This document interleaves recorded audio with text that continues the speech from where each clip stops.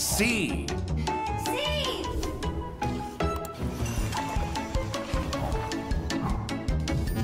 Innovation.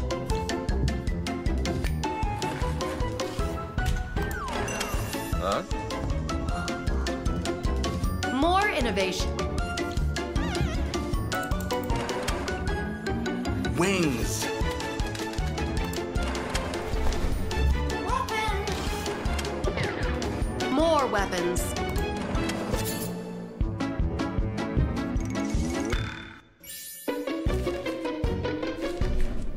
Oh my God!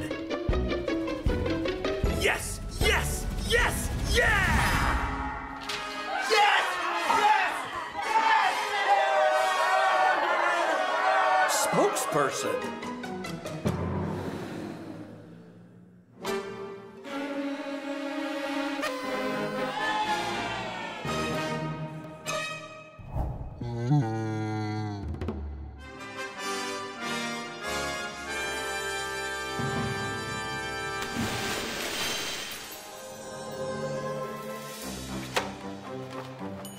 Secret.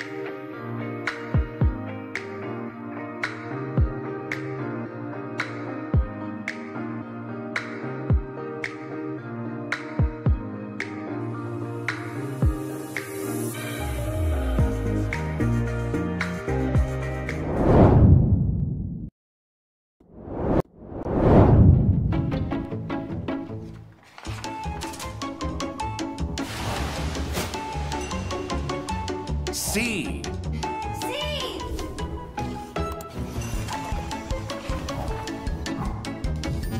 Innovation.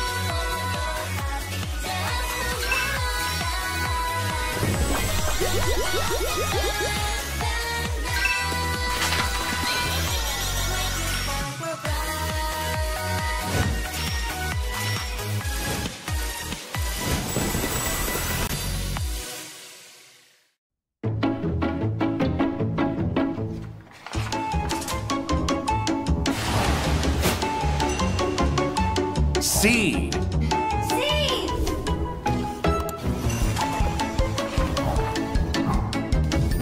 Innovation.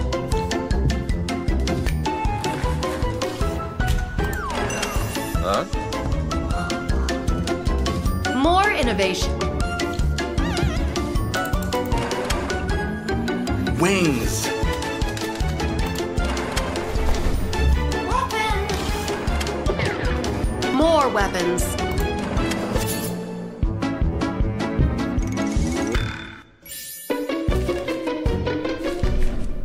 Oh my God! Yes! Yes! Yes! Yeah! Yes! Yes! Yes! Spokesperson.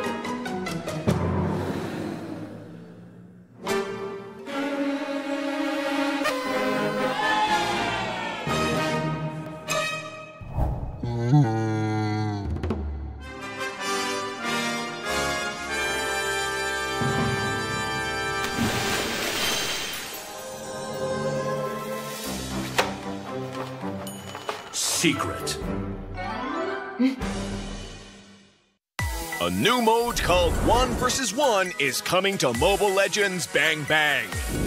In 1 vs. 1, 2 players will battle it out to see who can score enough kills or destroy the opponent's turret first. A guessing event will also launch with this mode. Both players and spectators can place bets to win fun guessing coins. Now, let's learn more about this new mode. There are 2 ways to win in 1 vs. 1 mode. The first method is to secure 3 kills on the opponent within the match time.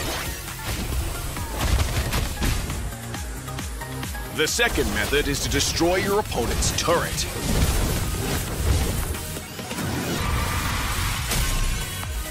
The 1 vs. 1 fun guessing event will launch with this mode. At the start of the match, both players and spectators can use their 1 vs. 1 fun guessing coins to bet on the match's outcome. The game will also add a set amount of 1 vs. 1 fun guessing coins to the prize pool for both sides. All fun guessing coins in the prize pool will be split among the winners. While the 1 vs. 1 fun guessing event is running, you can exchange your fun guessing coins for exclusive rewards. Prioritize heroes with Quick Wave Clear or Strong Burst for this mode. Quickly push your wave into the enemy turret to apply constant pressure and chip away at both the turret's HP and the opponent's HP. The 1 vs. 1 map features bushes and creeps as well. Securing jungle resources grants an economic advantage, while the bushes offer the perfect cover for surprise attacks. The 1 vs. 1 mode is just around the corner. So, rally your audience and fight for glory!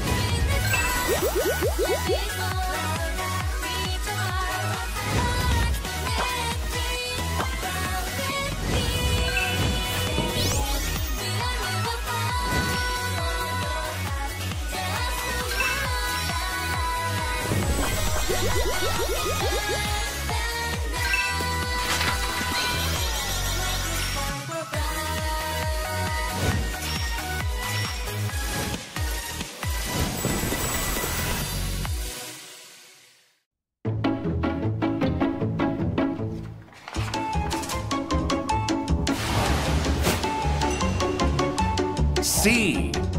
C.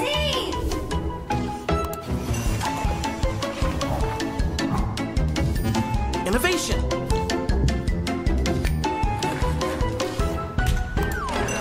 Huh? More innovation.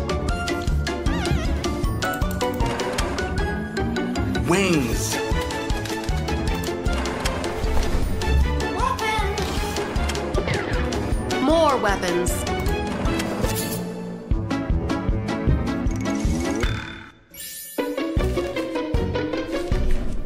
Oh my God! Yes! Yes! Yes! Yeah! Yes! Yes! Spokesperson.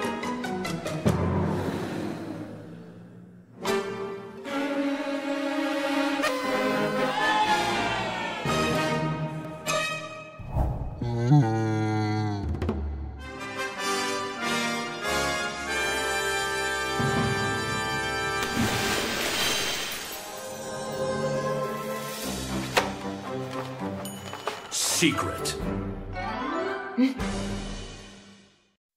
A new mode called 1 vs 1 is coming to Mobile Legends Bang Bang.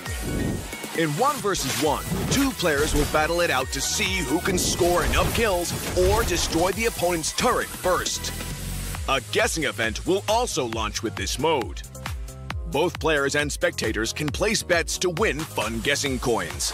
Now, let's learn more about this new mode. There are 2 ways to win in 1 vs 1 mode.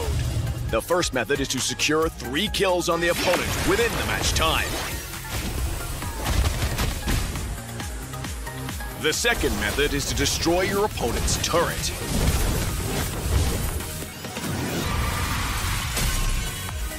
The 1 vs 1 fun guessing event will launch with this mode. At the start of the match, both players and spectators can use their 1 vs 1 fun guessing coins to bet on the match's outcome. The game will also add a set amount of 1 vs 1 fun guessing coins to the prize pool for both sides. All fun guessing coins in the prize pool will be split among the winners. While the 1 vs 1 fun guessing event is running, you can exchange your fun guessing coins for exclusive rewards. Prioritize heroes with quick wave clear or strong burst for this mode. Quickly push your wave into the enemy turret to apply constant pressure and chip away at both the turret's HP and the opponent's HP. The 1 vs 1 map features bushes and creeps as well. Securing jungle resources grants an economic advantage, while the bushes offer the perfect cover for surprise attacks. The 1 vs 1 mode is just around the corner. So, rally your audience and fight for glory!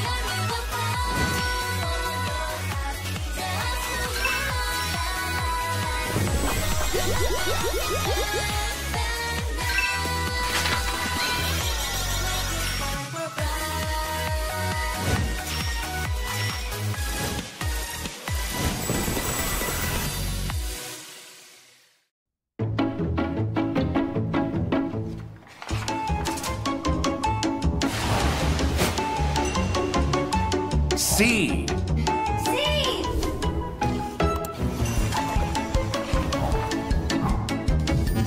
Innovation.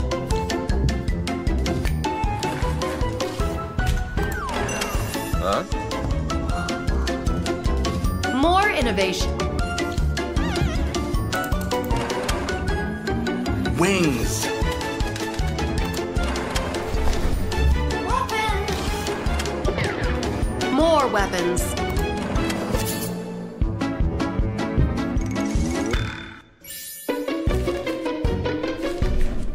Oh my God!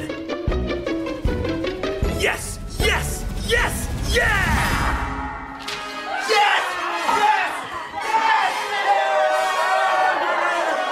Yes! Spokesperson.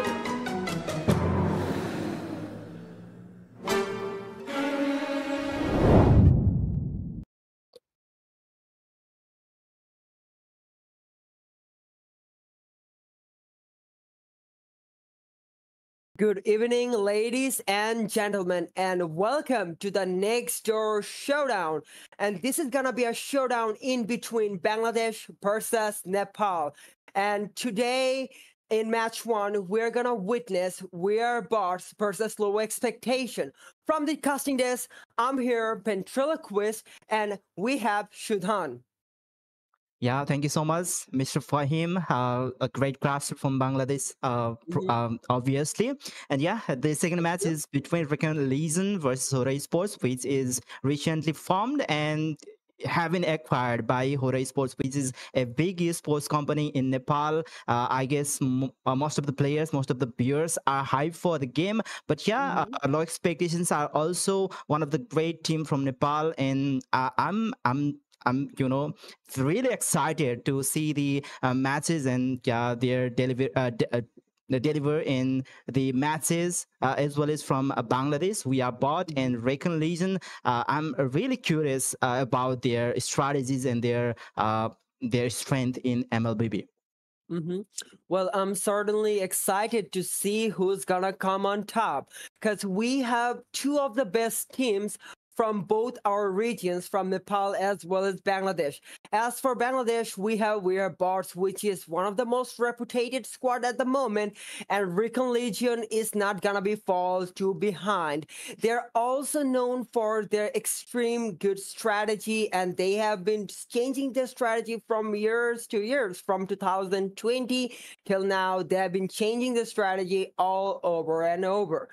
So basically, what's your expectation? Like, are we gonna see some clean sweep from team side of Bangladesh or Nepal, or is it gonna be a fierce battle like 2-1?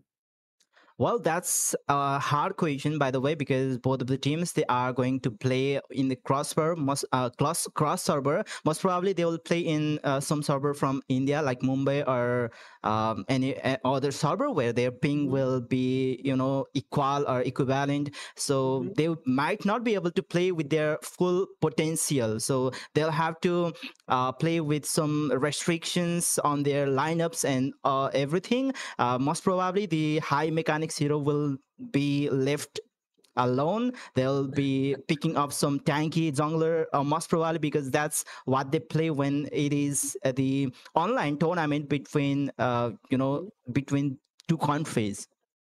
Well, I do think that the tanky junglers, they are pretty well in the current meta. If we talk about the Baksha, if we talk about the Fredrin, they are pretty quite nice. Other than the Lancelot and the Isan Chin, which is totally the top priority picks. But other than that, I think the Baksha and the Fredrin, they are also also some good contestants. If you pick the Joy out, right now we are gonna straight head to the drafting session, and this is gonna be the banning session, and the Werebarts is gonna go for the first pick and the first ban. And I do think that CC is gonna be a really good viable ban at the moment, because the CC is actually a painful here to deal with in the EXP lane, and they most likely gonna ban it out. What do you say?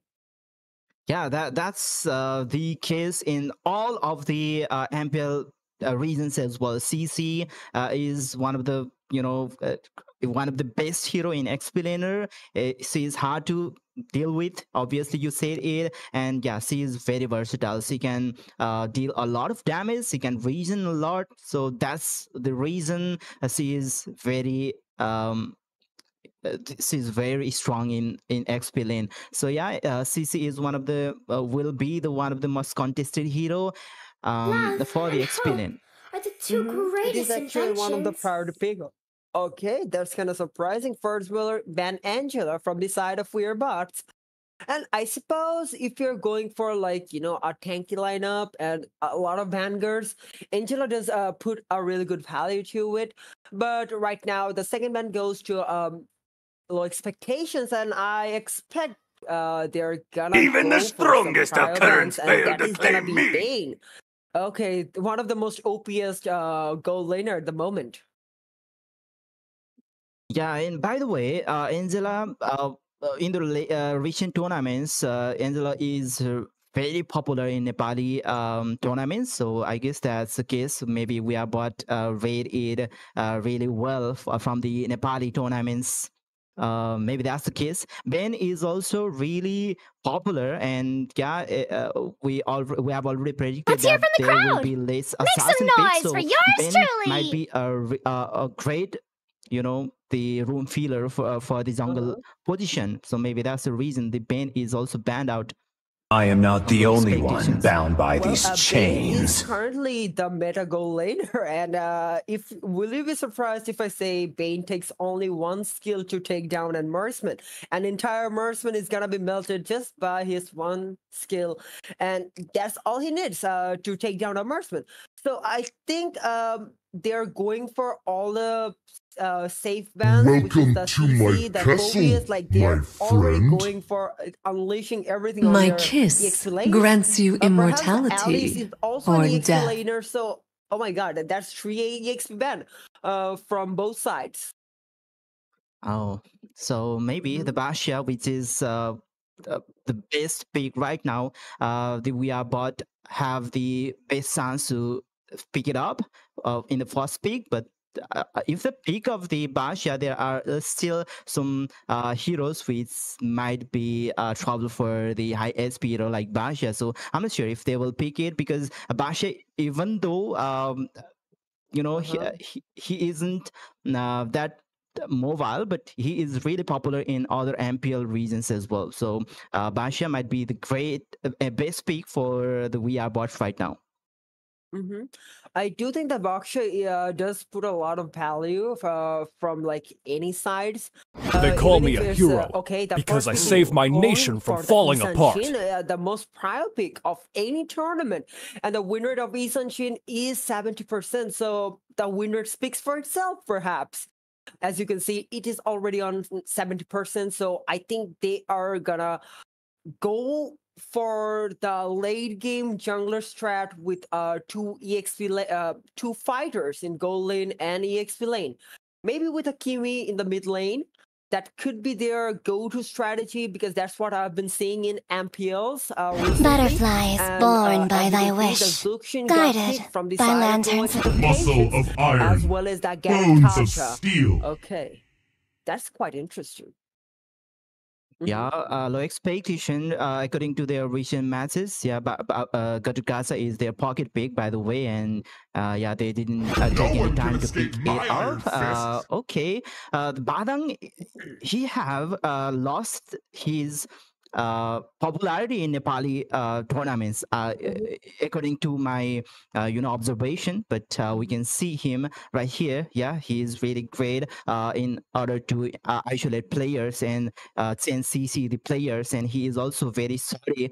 And he is flexible, by the way. So if they are going to close the pick here with the goal laner or mid laner, then they can flex Badang in any lane, and so Let's goes for go. the low expectation with their Dotted Kansa. Mm-hmm. Well, I do think the Baodong is not like one of the meta pick at the moment, as was the Irita. Thorns remain, So Team should Bangladesh, petals aka fall. the Werebots, they are actually going for some of the off-meta heroes, such as the Iritel, the Badang. Although they do have their required damage and CC, crowd controls, but still I would suggest going for something much more safer options, like exploring the recent meta heroes, like the CC is banned, so CC can't be a goal laner, but there is Cho open. So Cho can be a really good goal laner if you notice MPL Philippines. They do go for a Cho goal laner often because with the way of the My dragon, tail's you been can itching actually for zone a out the real main fight. damage dealer or else the main jungler from any fight. On the other hand, we can see that Low Expectation is going for the Kalia ban. Do you really think the Kalia was a really necessary ban in this moment of the match? Because the Badang is already picked by Werebots. So I don't think they're going for double tank strategy. Yeah, considering the flexibility of Badang, there is still a chance Night that sky Kalia might tells get picked. all. And yeah, she's really annoying that the gold laner or mid laner have to force out the purify. So maybe that's the reason. Maybe they didn't want to face that, scarcity of, or maybe the problem of using another spell, which maybe they can go for flicker or something more reliable for them. So for forcing out the purify is one of the main reason that that most of the players from Nepal tends to ban Kalea. Mm-hmm. Well, I understand I understand your perspective on Kalia ban, but I'm 100% sure where Bart is not going for Kalia. Instead, I think they're gonna go for the Arlet is still open, and none of the teams. This land actually is our picked the homeland, Arlet. and it Isn't will kinda soon be our surprising to burial you? I ground. mean, the Lapu Lapu is banned, so basically it's 1, 2, 3, 4, 5, 6, and that's like 6 EXP laners banned Yeah. from both sides. Oh my god, that's EXP meta for a reason. Yeah. It's I will actually choose meta my and, own and- path. And, yet another explainer have been banned. So right now the pool of explain have been reduced very, it have been narrowed. So maybe I guess from the side of a low expectation, they might go for Hylos Rome and they can go for the Godkasa XP, which they have been playing. And yeah, the Hylos with the Glorious Pathway might be a trouble for Elite as well. So that is a good pick for them. Let's see if they will pick it or not. I do agree. Like, I am vengeance incarnate. Irithel to a certain extent, and as we were talking about, they already picked off the Moscow, which I'll say is actually a better pick than Irithel when it comes to the global presence. With the Spear of Destruction, you can just travel around the map like, oh, the Lord is on the top lane. You know what? I'm gonna push the bottom lane as much as I can, and when the right time comes, I'm just gonna drop the Spear of Destruction and I'll just come over. And I think that's actually a better pick compared to the Irithel pick right over there. And I do think from the side of Werebots, they should secure some solid EXP lane at the moment because Badang is not gonna be enough for the sustain because they're already their lineup is already kind of squishy. Yep. Here goes the glue. I didn't cure the pain. As was the I harnessed it. Valentina. Well, the Valentina is not a quite nice pick, is it? Yeah, for now, there's only AOZ from Gatukasa, which can be copied and can be utilized, you know, with great value for the team we are. But yeah, considering the Zushin, it is not a great pick for Valentina. It is not a great ultimate. So let's see if they will pick another ultimate, another game-changing ultimate. But yeah, they have the last pick, so maybe they can avoid picking it. So still, I think according to the pool, there is still very lazy. Yeah, I do think Valentina doesn't bring any kind of like, value to the team because we have Phantom Execution from Lancelot, which is definitely not gonna be your go-to pick. Maybe the Spear of Destruction. Maybe the Spear of Destruction is gonna bring us some exciting gameplay because our Valentina might steal the Spear of Destruction. So, what's your prediction for the draft? And I do think the Team Nepal, no expectation, their draft is slightly a superior drafting. What do you think? Yeah, in my opinion, I think it is the same thing because just because of the mid lane and gold lane, because Elithel she falls a little bit in comparison to Moscow, I guess. What do you say? I do think like when it comes to the laning phrase, I do think we're bars, aka Team Bangladesh, they do have a good laning stage. But when it comes to the synchronization between every single heroes, like team fights, if they're going for the team fight prio, I think the Team Nepal, the low expectations, they hold upper hand. And when it comes to a really good lineup rating, I think I'll rate Nepal like a 7 and Team Bangladesh, on the other hand, like a 5.5. Oh, so you are not favoring.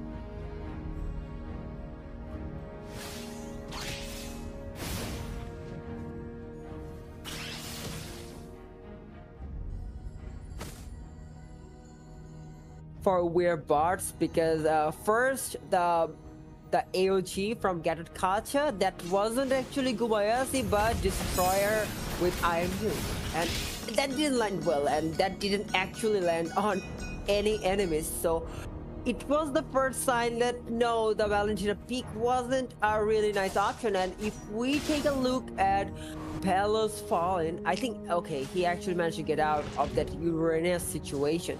And I do think that Loki and maybe Shayad, Salty, they're like trying to like clear the lane as soon as they can, and they want to contest on the fight. And here goes the Colin Roses, and Lancelot are just countered out.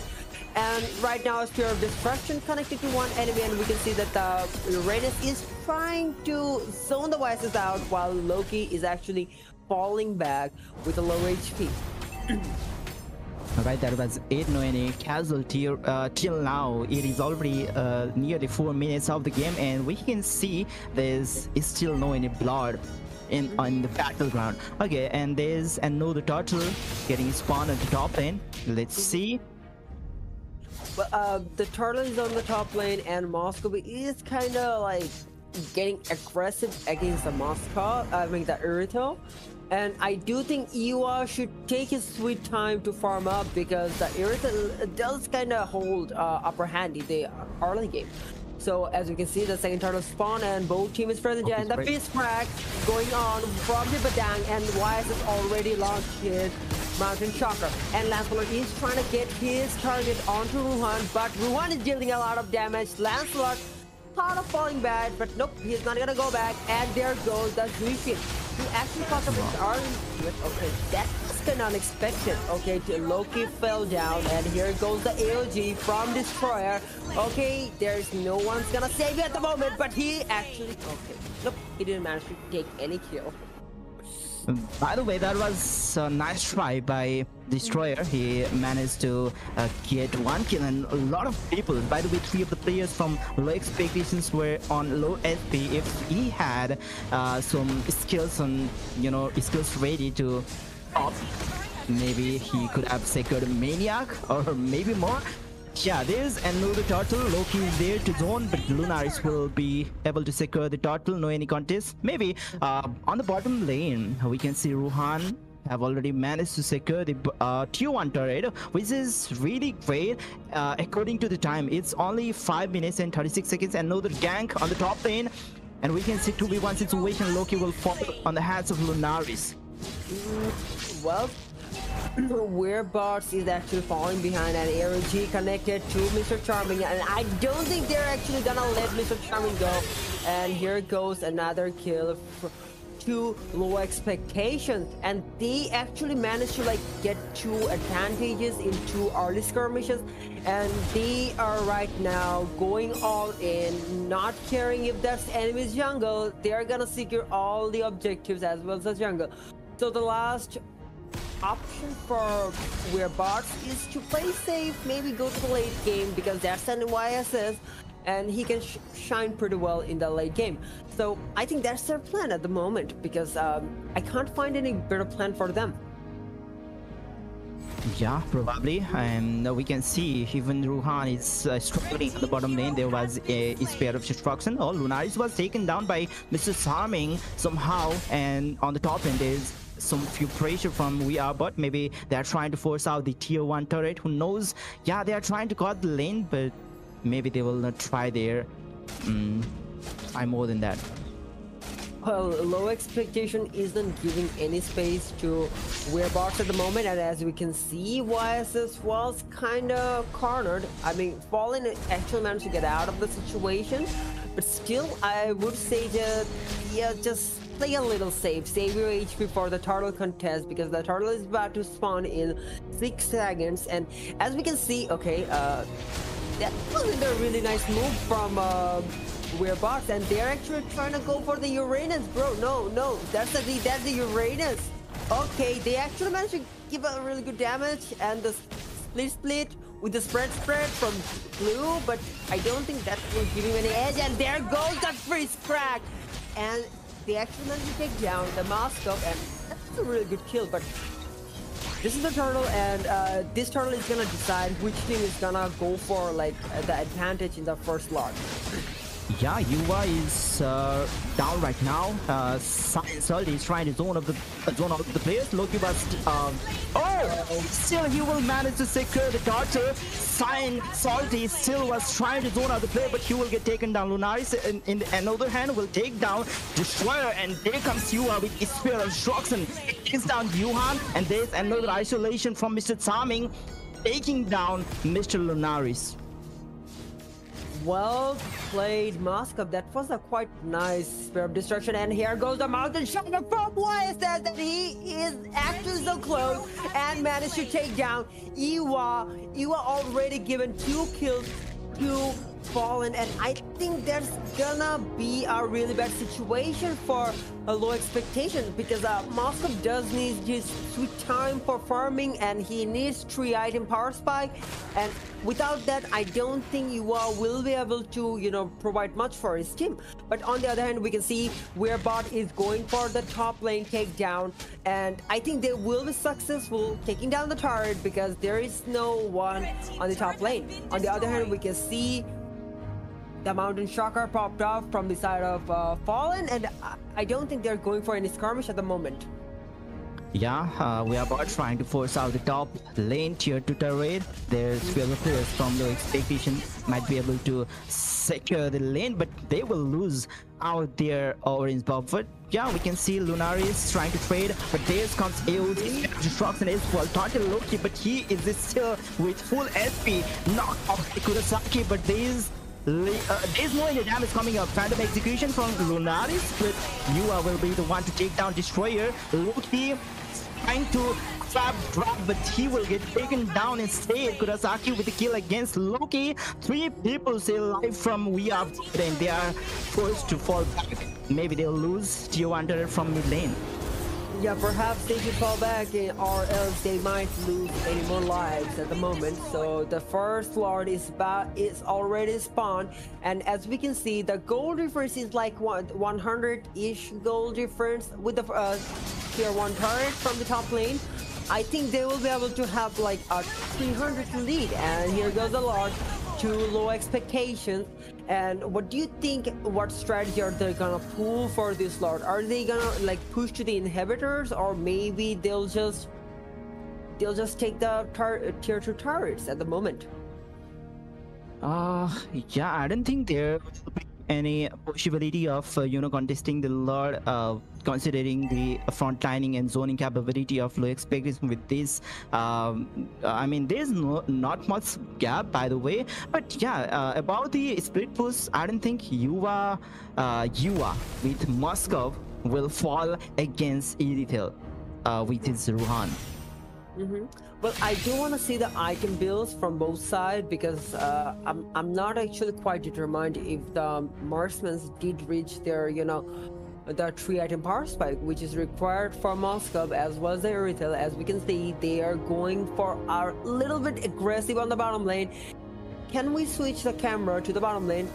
The Holy Star Shield already popped up, and here goes Loki. They already managed to take down the Loki despite having, I mean, they actually didn't commit for the fight because they knew that if they go in, they may not survive. Yeah, and they are trying to force out the tier 2 turret as well. Top lane have been taken down by Yua. Maybe they will force out the Holy Seal from all of the turrets who knows all of the lanes before and know the Lord. Yeah, the top lane, Holy Seal have been forced out, but the Holy Seal from... Oh, this comes the fish take from... Oh, he have been able to get away with low SP. Mr. Charming will get taken down. Is he coming off again? That was a quite nice execution. Like, I must admit that he actually played it quite nicely. Like, he popped up his ultimate, he was ready for a flicker, and Charming used the flicker. Here goes another fight onto the Getacha. I don't think he'll be able to survive. And here comes the Ethan Shin with his item power spike, and there goes another AOG. Wait, that's a triple kill coming up, the Maniac from Bella. Okay, Fallen managed to take the Maniac, but the 7 isn't happening at the moment. Yeah, by the way, that's a great counter engagement from the side of We Are Bot. They managed to take down all of the player, and yeah, they will take down lots of turrets because the low expectations are wiped out right now. Maybe that will be the same case from the side of We Are Bot. They'll be able to take maybe into the inhibitor from all of the lanes, but they are trying to focus on the mid lane for now, and maybe they will try to contest the Lord because it's even for now. And in this moment, at the 13th minute of the clock, Kurosaki is purchasing that Sky Piercer. What do you say about that Sky Piercer? Well, I do think they do have a really good executioner when it's Lancelot, and we can see YSS is kind of bleeding a lot at the moment, and here goes the AOG from there. Okay, that was a really good engage, and right now we can see they're trying to not bleed the Lord, but dance the Lord a little bit. I think they should reset the Lord at the moment, and Destroyer. Okay. Here goes the Lord still from Mr. Charming, but as we can see, Eva is trying to take the inhibitor turret in the bottom lane, and he's pushing the base. He is actually trying to bleed the base, and he's in the low HP, the middle reach, and the winner of the match is Low Expectation. What a outstanding gameplay from Eva. Such a moment like that. Yeah, and a sneaky play from Yuva while his rest of the players were trying to engage in the Lord.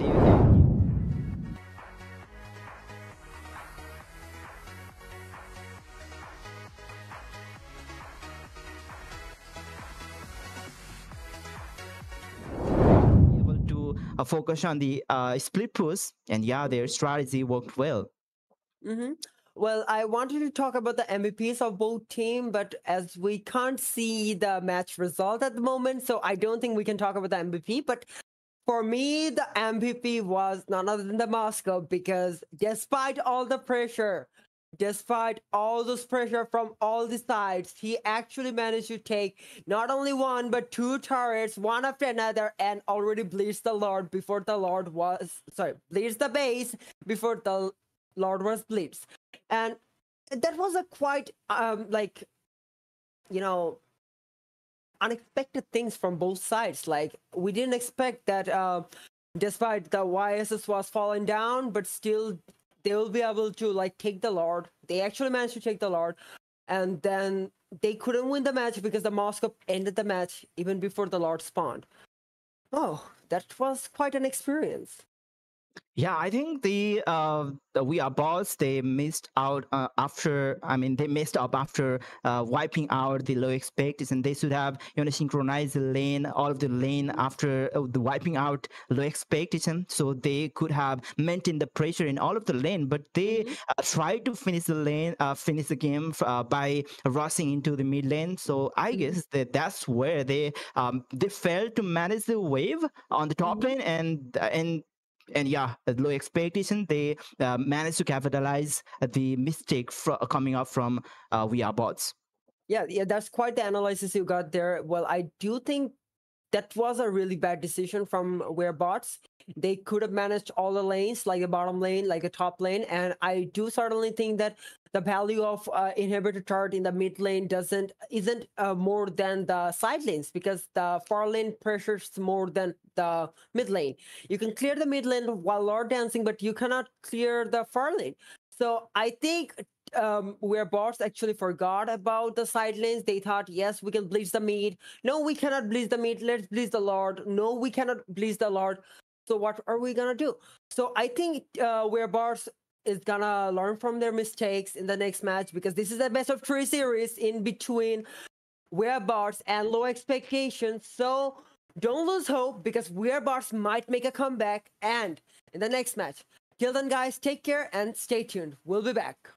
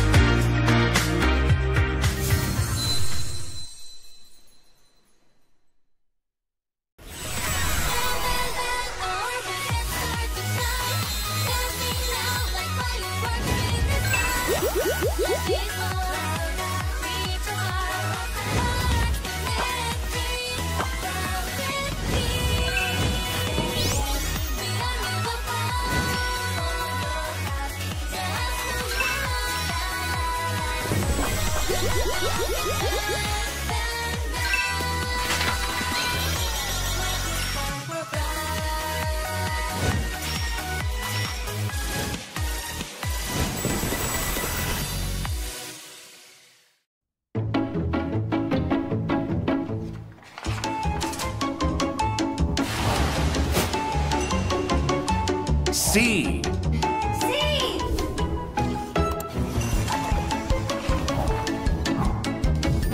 Innovation.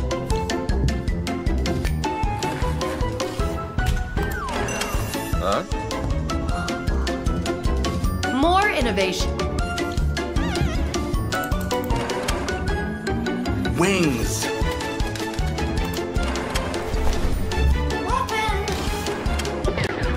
More weapons.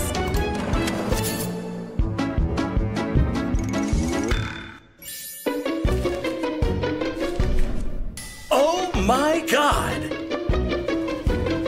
Yes! Yes! Yes! Yeah! Yes! Yes! Spokesperson.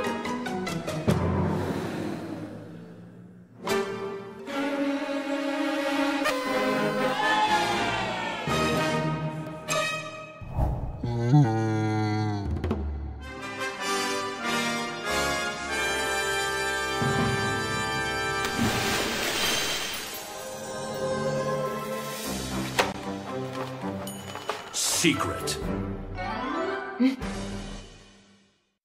A new mode called 1 vs 1 is coming to Mobile Legends Bang Bang.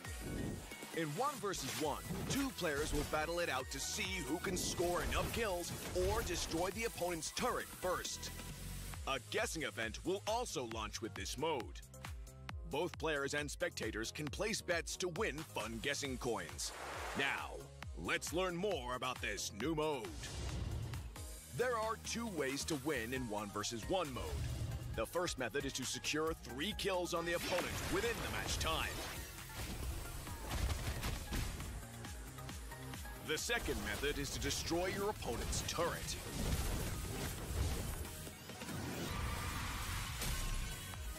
The 1 vs 1 fun guessing event will launch with this mode.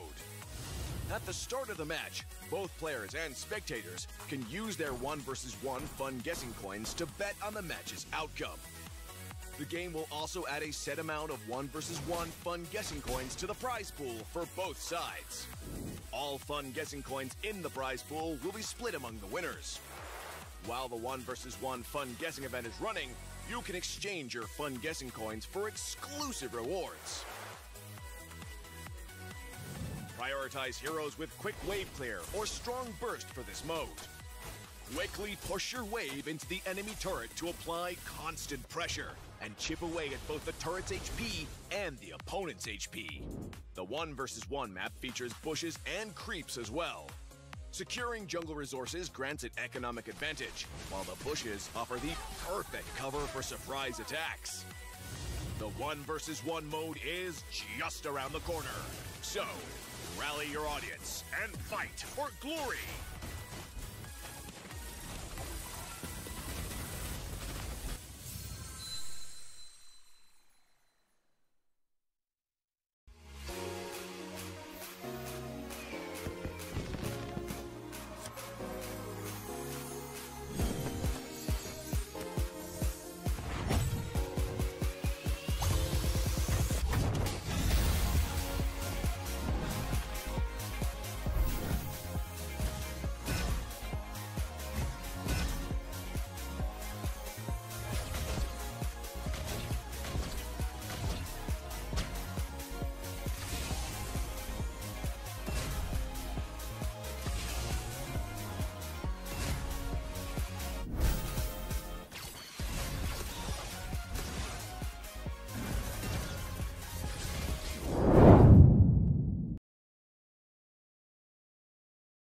Okay.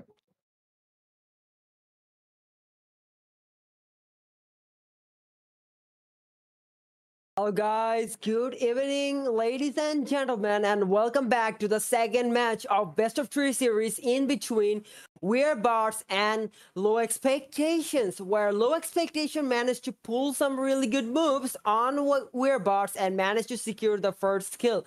It was quite unexpected coming from the Moscow splitting down the turret and spreading down the base like it's nothing. And right now, from the casting desk, we have Ventriloquist, it's me, hello, and we have Showdown. Yeah, hello. We are back again with the game number 2. Low expectations, much more like on expectations. They managed to get the game number 1 unexpectedly with a split push. So let's see what strategy will they be applying in this game number 2. And yeah, obviously, I'm also excited about We Are Bot. What are they going to bring in this game number 2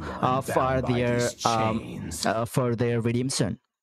Well, I'm actually looking for a redemption arc from We're Bots because last match, the draft was kind of didn't favor them at all. And right now we can see the drafting already started and low expectation went for straight up the Phobias ban. There will be no Infernal Pursuit from the Phobias. And on the other hand, the Bane. Well, I do think the skill, Ale is actually one of the most scaling skill out of all the skills in Mobile Legends, because you can one-shot any enemies with one single skill, which even Eudora can't do. Even Saber needs 2 skill to take down 1 enemies, but one Bane, you just flicker in and just, bro, you're gone. It's my Ale, bro. Welcome to my castle. Yeah, obviously, and yeah, there are also a lot of CC sailing capable hero getting banned out from the side of the expectations, and yeah, get another CC ban even though they are in the blue shard. They could have taken that CC on their first pick, but they are banning it by themselves. Maybe they have something interesting. Maybe they banned out Phobias. Maybe they are trying to pick someone with a lot of dances, like maybe Arlot. I do think securing the Arlot in the early on the draft is not actually a bad option, because you can actually flex pick the Arlot, because the crucial moment of the Arlot is the final slash, and if you manage to put a flicker final slash onto 2 or 3 enemies, then that's pretty much a wipeout. But on the other hand, the Vengeance is actually pretty nice. It does deal a significant amount of damage, although it kind of falls back in the late game, but it's still good enough for, chasing down 1 or 2 targets. And as we can see, the picking already started, and Lunaris is on the first pick, and he's actually taking his time. I think they should go for some prior picks like the Lancelot as well as the Isan Shin, or they can actually go for the Arlot. Yeah, maybe considering the Phobias ban, they can go for Lancelot as well, because they picked Lancelot in the previous match, but they still are going for their pocket pick hero. I'm not sure why. They love Gatsa so much. So maybe, who knows? But they might pick Valentina once again. Yeah, they didn't manage to utilize AOZ properly in the game number 1, but they might still utilize it properly in game number 2. I do think the AOG from the game 1 was kind of falling behind, kind of lacking behind from both teams. But if I had to pick one Gathered Kacha, that would be from low expectations, because Destroyer did manage to destroy all the AOG onto no enemies. I mean, he actually managed to made a really good AOG onto 4 or 3 enemies. He could have had a Maniac there, but nope, that was 4 enemies versus 1 Valentina. And as we can see, the Isan Shin as well as the Zuxin already got picked from the side of Weirbots. And I think the Zuxin is a really nice pick. With the Lantern Flare and the Crimson Beacon, he can actually harass the enemy, zone the enemy out, perhaps get out of sticky situations. And as always, yeah, and she is also very annoying against the tanky hero like Gathered Kacha. Let's go. Well, it's kind of surprising to see Uritel in every single matches. Like, while the Harriet is still open, the Granger is still open, the Moscow. I mean, there are plenty of gold laners at the moment. Right now, gold laner doesn't even belong to marksmen in Philippines.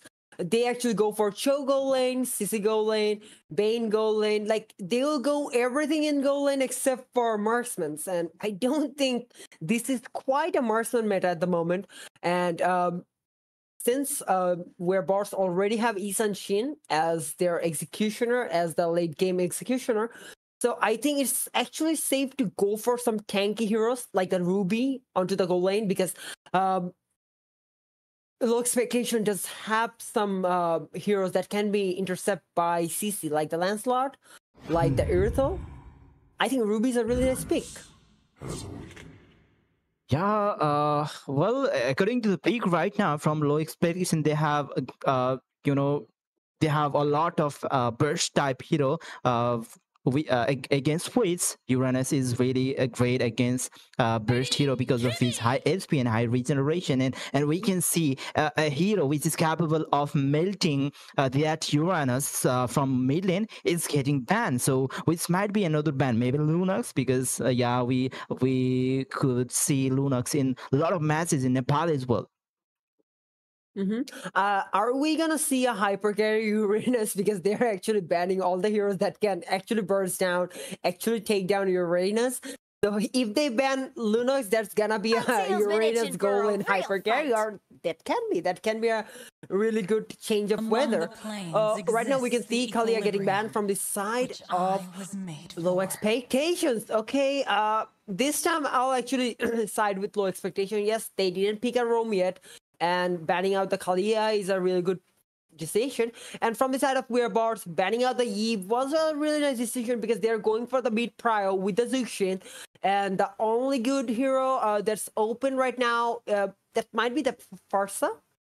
And with the Feather Air Strike, I don't think he will be able to manage some space because there's the Mountain Shocker, there's the Uranus.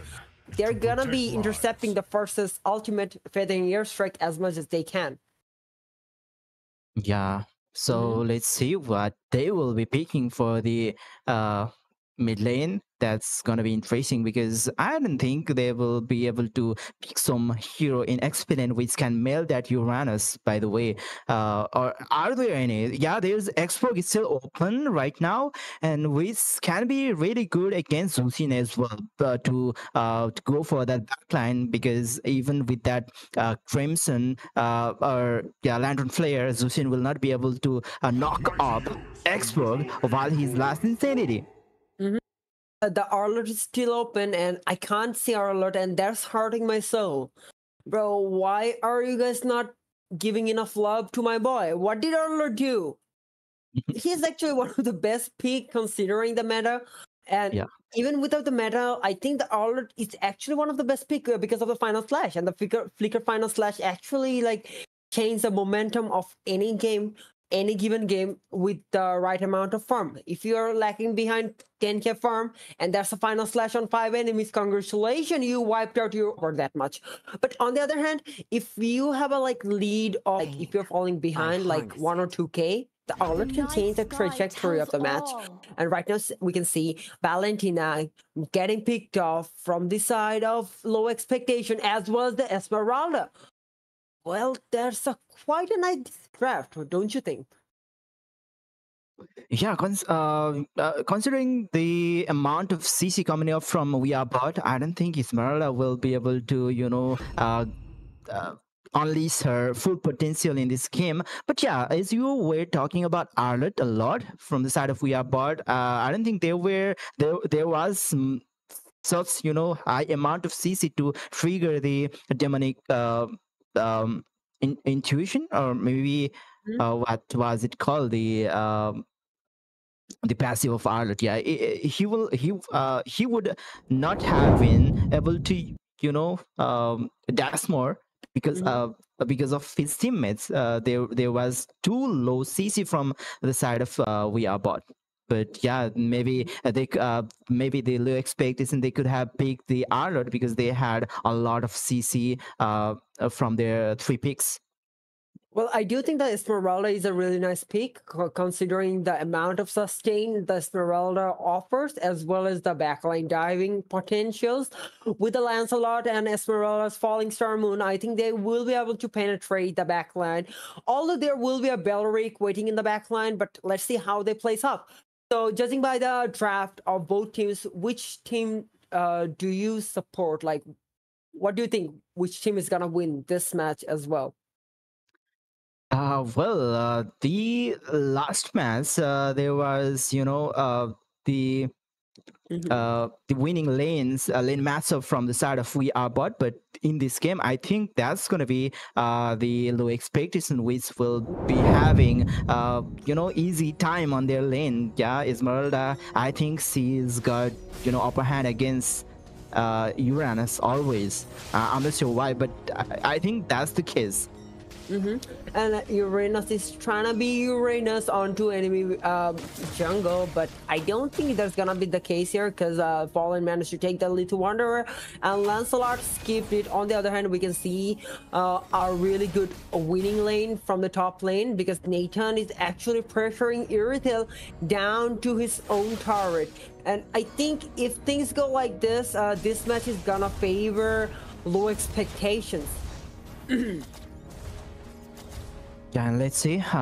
Game is charming, trying to hit level 4 as soon as possible. But yeah, the the vision experience have been greatly reduced after the last patch, so it will be hard for Mrs. I mean, every roamer. But in that patch, I enjoyed playing a roamer. Just reveal 4 of the players or 3 of the players, and you are already level 2, and you can already harass the jungler from the opponent, opponent team.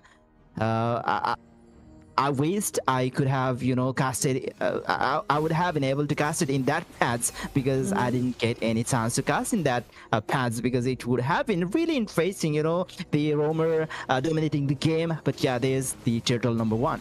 Mountain Shocker already popping on, and Lancelot is trying to go back, and Phantom Execution coming off from the Lancelot, and he's trying to secure, but the turtle goes to Fallen, and the first blood. Lunar is taken down. Crimson Bacon onto one enemy, and the kill is secured by Destroyer. Okay, that was quite a comeback coming off from Werebards. They managed to take 4 kills as well as the turtle onto the early 3 minutes. Mr. Charming is trying to make his way into that jungle, but I don't think staying here much long would give you any kind of upper hand, and we can see Lancelot going in with the puncher and also the Thorn Roses, but that wasn't enough. Fallen is actually playing really nice and managing his farm at the moment.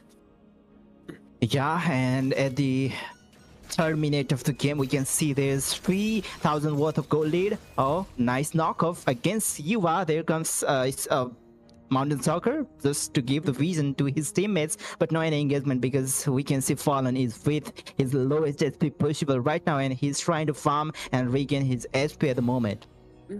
And Lunar is actually fall behind, like he's on 0-2-0, and that is not a good news for a jungler because we both know that this match, the early stage of the match, actually depends on the Fallen as well as the Lunaris. Well, Destroyer is trying to be a menace on the mid lane, and he is actually going in just to intercept the, the delay, the jungle taking speed as much as he can.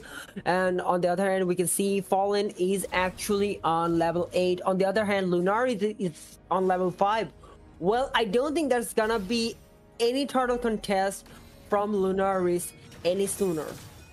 Yeah, and also talking about the itemization, Fallen have already built up that under strike, which will be very deadly if low expectation tries to engage in this in this deficiency. But it's still they are still trying to zone the player. Ruhan against Yuva, where Fallen have managed to take down Sai and Salty, and I think there will be no any contest for this turtle once again, and the gold gap is increasing seconds by seconds.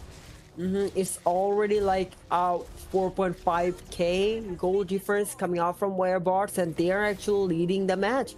And it was quite a wise decision from Lunaris to fall back, let's just manage some farm, and then go in. And we can see Nathan already taken down the entire third plate. Oh my god, that's a lot of gold.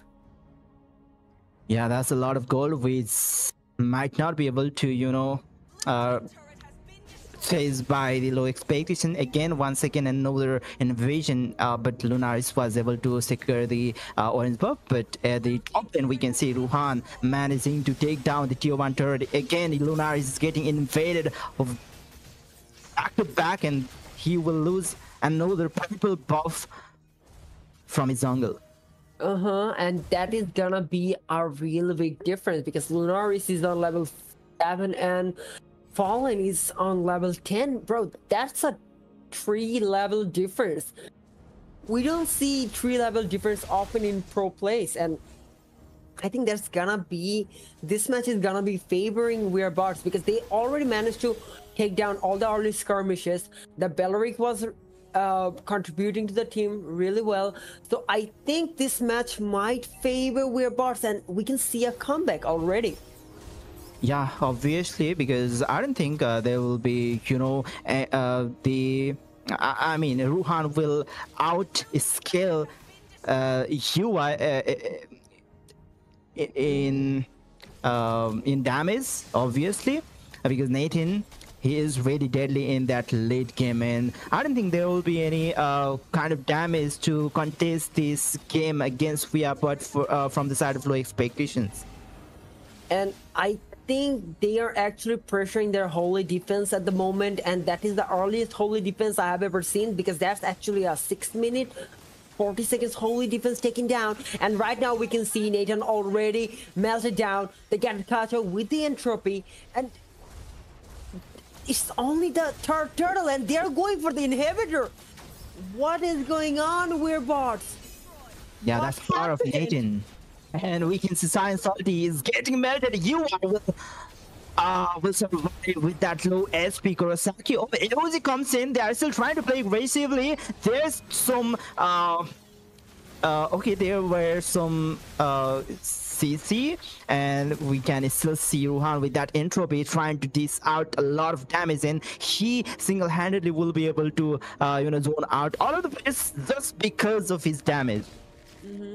And look at Fallen, he is at level 13. Okay, he's about to hit level 13, while Lunar is on level 9. That's quite a gap. I don't think this match is enough for Lunaris to manage down all the farm. And Mountain Shaka cast it onto one enemy, and he almost melted down the Esmeralda. Bro, Esmeralda doesn't get melted that easily, but look at Fallen. He did manage to take Esmeralda down to his 30% HP, and that's kind of concerning because they don't have enough defense to take down the damage from Nathan as well as the Isan Shin. Yeah, once again, another Wrath of Dryad, and we can see Lunaris falling once again. That might be double, maybe no, he will be double maybe, and Science Salty will get taken down. Ruhan is still dealing lots of damage, and they are trying to force out the bottom lane inhibitor. Another player, Gumayasa, with that knock-up and velocity. Fallen will get that kill. Last member standing, and they will look at the base, and that's game number 2 in the hands of Wirebots. What a comeback coming from Wirebots. That was the earliest end in this tournament, I suppose. And I don't think we're gonna see any early end this quick. Lord didn't even spawn, and they didn't even give them a chance to take the Lord. Like, bro, we won't let you contest. We're just gonna end the match. We're gonna take the turret, all the holy shit.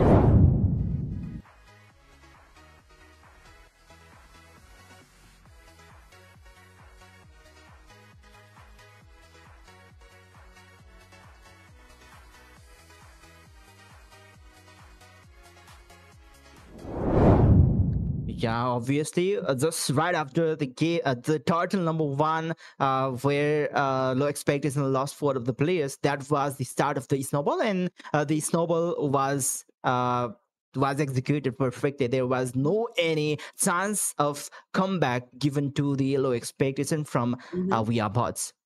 Well, I do love it how Bots managed to, maintain their momentum, although they weren't quite disciplined when it comes to playing a mobile game. They weren't quite disciplined, but still they had enough damage to not caring about enemy lineup at all. And that's how I think they managed to take down the first match.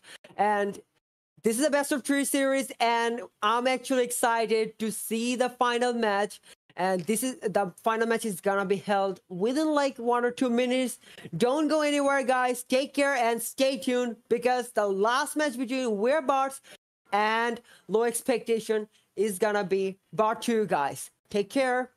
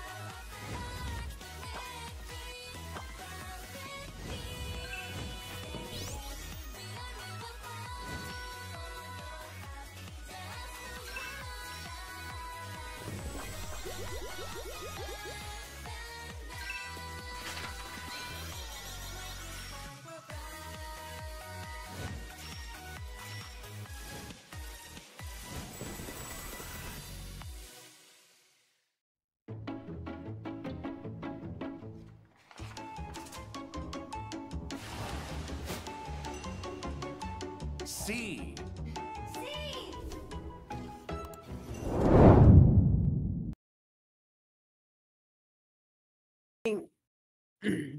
Good evening, ladies and gentlemen, and welcome to the third match of the first best of three series in between Wearbots and No Expectations, where Wearbots managed to take down the second match with a really good precision and a really good momentum.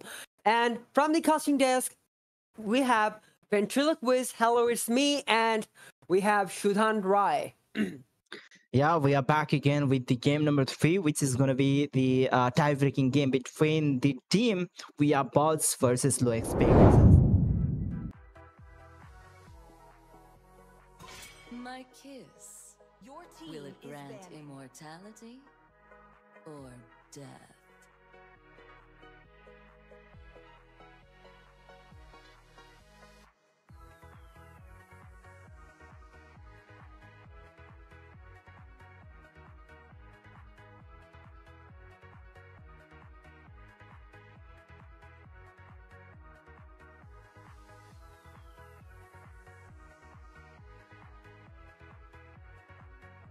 Crimson Beacon onto the enemies like, bro, you can't even touch me. I'm gonna harass you. I'm gonna do whatever I want. You can't even touch me at the moment. And okay, that's quite an interesting ban from Wearbots. That's the get catcher. What do you have to say? Considering the two regular peak, of Got Gaza in both of the games, I think, yeah. We Are Bots were forced to ban out the Gadget Gaza, and yeah, about Zushin, they had Zushin with them in the game number 1 with Gadget Gaza paired with Zushin from the side of Low Expectations, where they had a really great time. But after the game number 1, in game number 2, they had Gadget Gaza, but they gave away that Zushin, by which they faced a lot of trouble from the side of We Are Bots. And we can see the forever banned hero, which was the Grok, was left open and was instead picked up from We Are Bots. Mr. Charming is gonna charm his enemy with his Grok pick. And as we can see, it's gonna be a flicker Grok. So we are gonna be seeing some really exciting tectonic charge from the Grok. And as we can see, the from the drafting, the Bane is still banned, and there are a lot of EXP laners left open, like the Phobius, the forever banned Phobius from the first match and the second match. I hope that right now they can take the advantage of the Phobius. Here goes the Feathering Airstrike, aka the Farsa, as well as the Lancelot from the side of No Expectations. I don't know why they are hovering Franco over and over after every peak, but yeah, I think that's his, the signals pick while they play out of the tournament. But yeah, right now, even though they had the Grok on their hands, but it's still Low Expectation took the challenge and picked up the Farsa, which possibly they could have a huge trouble again facing against the Grok. And we can see Grok getting paired up with Alert, where there will be a loss of CC and the forever dashing Alert. And maybe we can see 2 of the Lancelot from 2 of the sides. Well, I think they're actually not giving enough credit to all the tank junglers. I do think tank junglers are really amazing when it comes to the Baksha.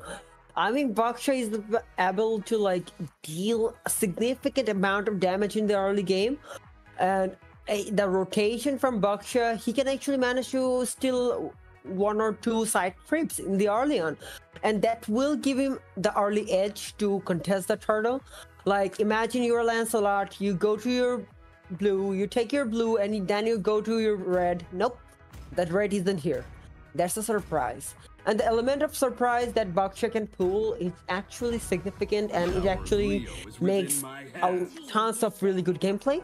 And we can see already the Badang got picked from the side of No Expectations, and I think the Badang wasn't a really good pick considering they have the Grog, they have the Arlord, the amount of change CC.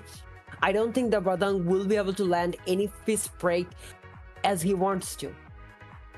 Yeah, most probably they are trying to pick Padang to, take care of their backline. Maybe they are trying to take care of their backline while, lots of dive-ins are coming up from I'm sorry, I forgot their name, by the way.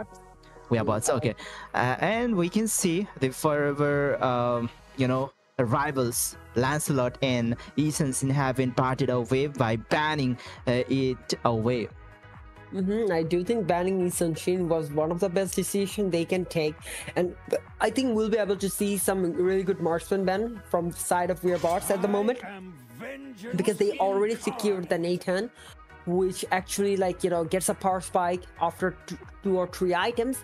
So they actually managed to ban out the Moscow because they don't want any global presence intercepting with their contest, because they both know that they are going for a tank jungle, and what can be the best hero against a tank jungle? There's a Moscow, because tanks can't rotate as fast as assassins. So the Moscow can go for a split push and then use his ultimate, the Spear of Destruction, for the global presence to participate any team fight, any given team fight in the any given moment. And the Badang Moscow is a really quite nice pick, because the Fizz Break as well as the Spear of Destruction has a really good high, chance rate of securing all the Spear of Destruction. On the other hand, we can see the Arenas got banned from the side of Weirbots, and I think I know what they're planning on. They're planning on to the, winning all the lanes at the moment, and they don't want any interception in any lane. Like the Beatrix got picked from the side of No Expectation. What? That was quite a nice pick. Perhaps a debut pick. Oh, another good pick coming up from Weirbots. That's going to be another trouble for Kurosaki, or maybe that's for Farsa. And yeah, they are left with a pick for Zongler, and Jabasha is still open. They can rely on Arlott for the damage. We can already see a lot of damage coming up from Nathan and Kardita, so they can go for something tanky in that jungle position, so they can play safely. But yeah, they can ensure their win by a tank jungle. But no, they are trying to show their potentiality. They are trying to flex their assassin pick, even when they are playing in that a slightly high ping. Well, I think this match is a really good and refreshing match for both of us, because we have been seeing the same draft over and over. The Valentina, the Zuxin, the Gadget Kacha, the Lancelot, the Ethan Shin, all of them got picked from the same team, and that was quite surprising. But right now we can see some new faces like the Arlott, like the Grog, which was always banned. And on the other hand, there is still one of the assassin which can contest Lancelot onto the mid game, and that's the Joy. With the electrifying bits, I think that Joy is kind of unstoppable when you pop up the electrifying bits, and here goes the switch, and that is the Franco coming up from sorry, I can't see his name, but the Frank was quite a nice pick if he knows how to take off, land his Iron Hook. I mean, there are a lot of immunity coming up from Weirbots, and we can even see a lot of displacing CC coming up from Weirbots. So I don't think the Franco would have been the best option for low expectation. Maybe I was expecting Phobius, because he could have a great answer against Zoe and Arlott, where he could have benefited with his passive. But talking about the Franco, his hooks might get wasted because of the CC immunity coming up from Grok and Arlott, and as well as the Bloody Hunt coming up from the Franco might get disrupted because there are a lot of displacing CCs from ESPORTS. Well, I do think the Bloody Hunt with the Winter Crown combo can actually pull off some really good gameplay. And yeah, that's what Franco players do. They don't just Bloody Hunt, they Bloody Hunt with the Winter Crown. And that means you can't land CC on them. And we can see the Grog already went too aggressive onto the enemy, and that was kind of surprising that Kadita managed to clear the lane faster than the Versa. And the Franco is rotating to the bottom lane onto Ruhan. Will he be able to land any hooks in the bottom lane?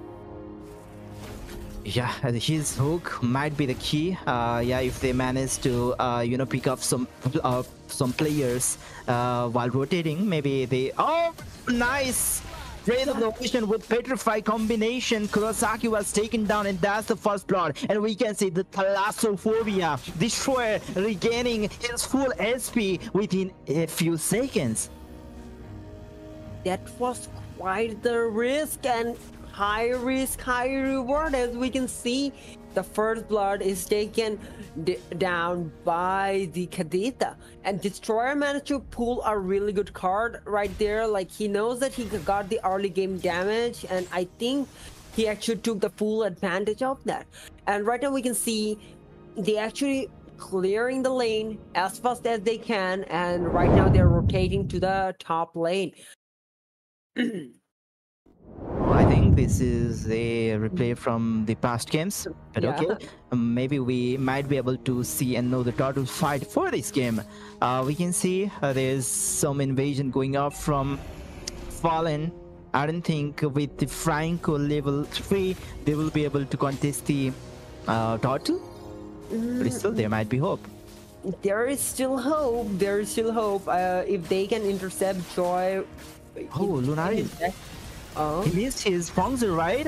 And that's an instant punishment. He got taken down. His turtle was also taken down by Fallen. Maybe there will be another invasion, but oh, we can see with Bennett. Yeah, you is with Bennett. He was camping in that mid boost, but he wasn't able to burst down Ruhan.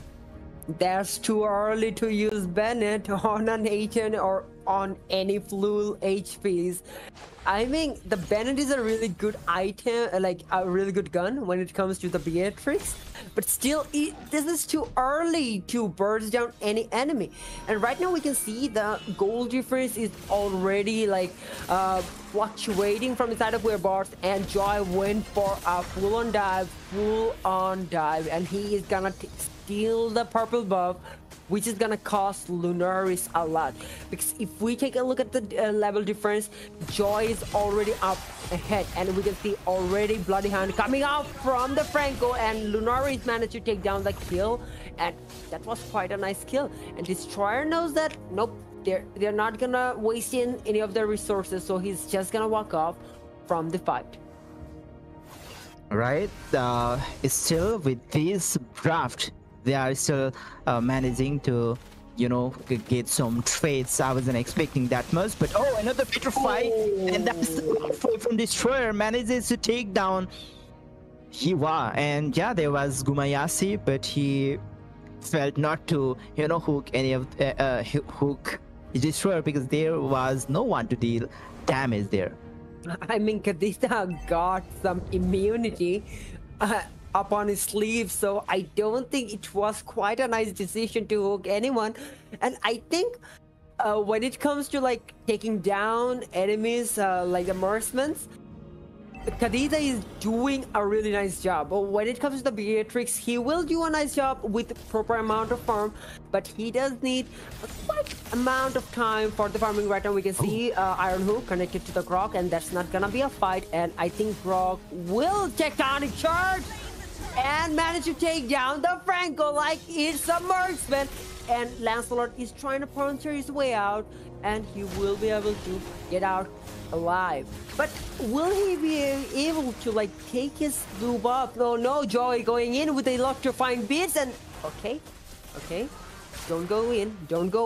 Okay, the Arlott took the blue buff. That was kind of sad. Joy did all the work, and the Arlott was like, nah, that's my buff now. But still, that was the win-win for VR, but they still managed to, feed their alert, which will be also a damage dealer in this game. Let's see, they are trying to gank the top lane. We can already see the electrifying bits coming up, but Science ulti with 1 HP manages to survive. Charming is trying to dish out the damage, but somewhere Loki was taken down. I'm not sure where, but he was taken down. Well, that was off screen, and we don't even saw where he was taken down. Like, was it the bottom lane? Was it the mid lane? We certainly don't know. But all we know that Franco doesn't have his bloody hunt, so that means, yeah, Franco did the work. Yeah, and again, it's cracked from the side, and Salty, another combination, and Royer will take that kill. And even we can see the top lane tier 1 turret was taken down. Loki rotating towards the bottom lane. There will be 2 versus 2 situation, and there's the final slash with Flicker. A perfect execution from the side of team We Are Bot. I feel bad for this entry because Franco was right there, but before he could react, he was taken down by the final slash flicker as well as Ruhan. But can we have a moment talking about Destroyer? Like, I don't know what he's on. He's like 5-0-0 at the moment, and he's not letting anyone escape, not even the tank, not even the EXP, like as if all of them are bursted down like butter. Yeah, and that's the drawback of Franco building up a Winter Crown. You will get this immunity, but you will be squishy like a marksman. And another tectonic charge. There comes the feather strike, but we can see no damage coming up. And once again, Destroyer, he commits towards Kurosaki, and he will take that kill. Rough Wave is being too rough on to the enemies, and right now we can see electrifying beats popping up by the Joy, but he will retreat because he knows that if he gets caught, there will be no second day. Right now we can see they actually managed to take down the middle lane turret, which is gonna give them a lot of map. Like, they're gonna open up a lot of the map just by the second turret. And right now Loki is trying to flex his alert onto the enemy, and I know they're afraid that when his final slash is paired up with the flicker, that won't give them enough time to react, because we're bots, they're already up ahead by a couple of thousand golds. Gumayasi just wasted out his flicker in order to grab Loki, but Loki was already out of that boost. Maybe he will rely on his hook, but no, the hook didn't connect, and no, the techniques out with Rough Wave got like secured by Destroyer. And yes, there is another turret getting taken down. Maybe they will try to force out, and another flicker with the final slash, but no damage follow up. Loki low on HP, but will still survive. Loki, what are you on? What happened to you? Like, that was quite a nice gameplay, how you managed to use a minion just to get out of the the sticky situation, because I thought there is no second day for the Loki, but he managed to get out of that live. Right now we can see Franco is helplessly trying to help his team, but Grok isn't letting him. Grok is using his tectonic charge onto the Franco as many times as he can, so that there will be no Franco, there will be no Bloody Hunt, so there will be no one to stop the Joy and the Alert from massacring low expectations. Oh, maybe some flashback from the game number 1. We can see some split push going on the top lane. Maybe, okay, team low expectation will have to stick to their base, because there is no any chance of them contesting for this Lord. And okay, even though Gumayasi could have gotten that mark from the passive of Loki, he didn't, expected him to be there to lock him with his Bloody Hunt. That was kind of disappointing for me. And I do think Team Bangladesh, aka We're Bots, learned their lesson on the first match. They are managing wave really pretty well in this match, because as we can see, when they were taking Lord, like Fallen was taking the Lord, Loki was on the top lane, like pressuring the top lane, and he knows that losing one inhibitor right now is gonna be costly because that would put a lot of pressure when it comes to the Lord dancing and contesting. And Badang is trying to just, you know, secure the Lord onto a side, feathering airstrike, popping up from the Farsa. And I think there goes a fight, electrifying bits from the Joy, and he's gonna go out. Lunar is in a low HP, trying to recall back. And tectonic charge. Tectonic charge from the Grog, but his team won't follow up. Oh my god, that was another final slash from the Arlot. Oh, rough wave. Orhan going into the base and it still secures the kill, and that's the game number 3 on the hands of We Are Proud, and they are the winner of this best of 3 series against low expectations. That was quite a nice match and quite a refreshing match because they actually changed up their tactics. They changed all of their tactics in the final match, and we were able to like enjoy such a match because we can see all the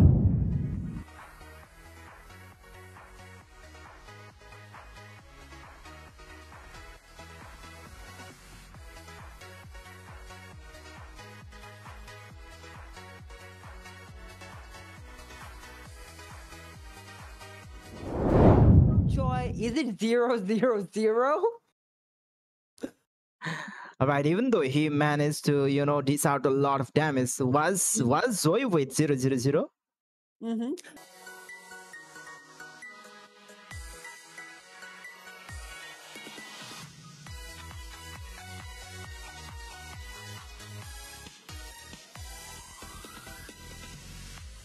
A lot, but there was no kill taken down by the Joy.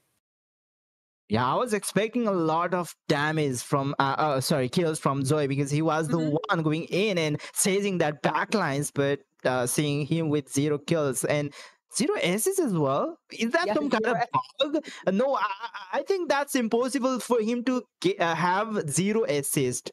0 kills might make sense, but 0 assists there's no any way.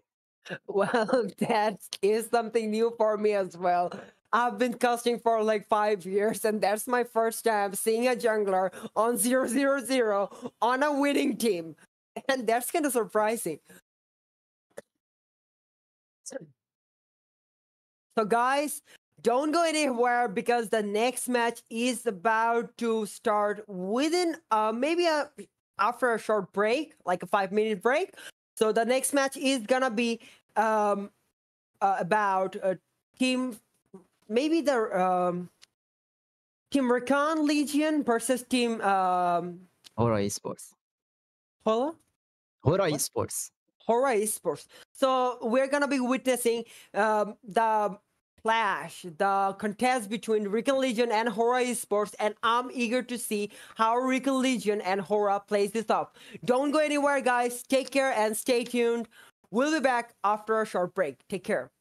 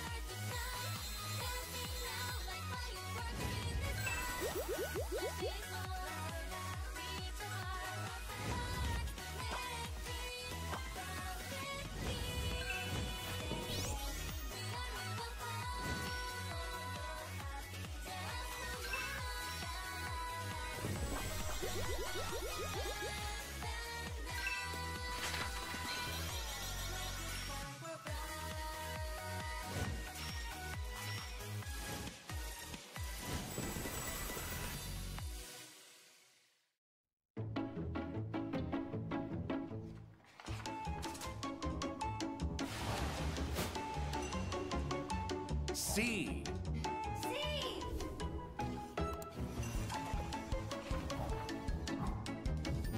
Innovation.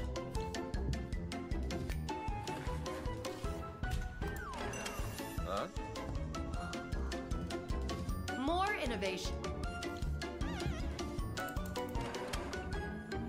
Wings.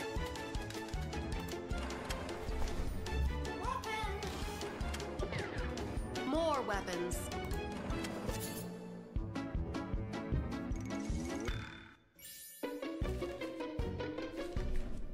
Oh my God!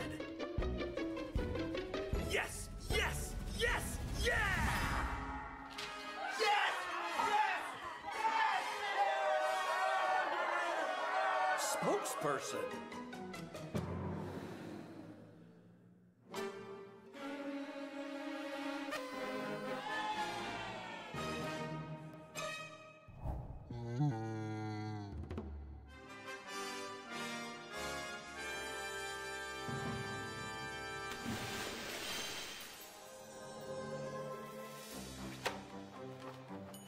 Secret. A new mode called 1 vs 1 is coming to Mobile Legends Bang Bang. In 1 vs 1, 2 players will battle it out to see who can score enough kills or destroy the opponent's turret first. A guessing event will also launch with this mode. Both players and spectators can place bets to win fun guessing coins.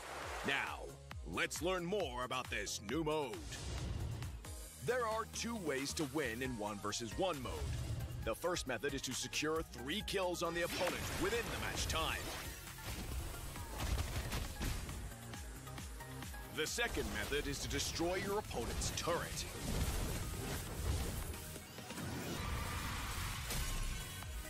The 1 vs 1 fun guessing event will launch with this mode.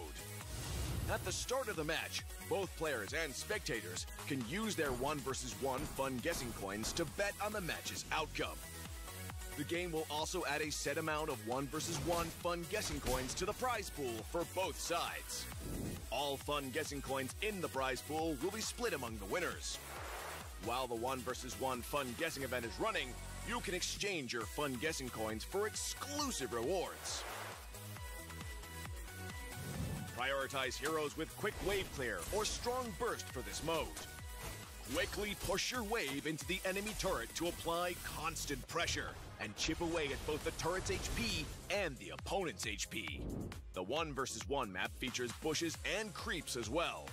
Securing jungle resources grants it economic advantage, while the bushes offer the perfect cover for surprise attacks. The 1 vs 1 mode is just around the corner. So, rally your audience and fight for glory!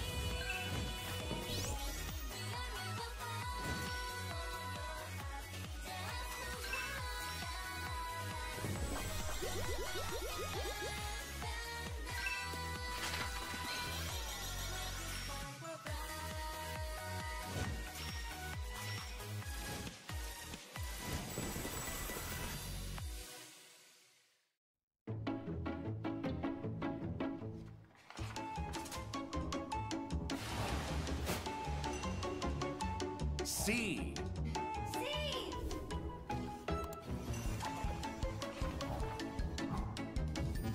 Innovation.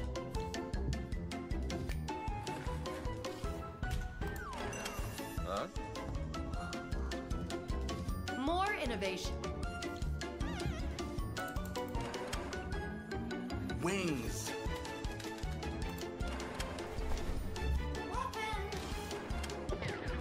More weapons.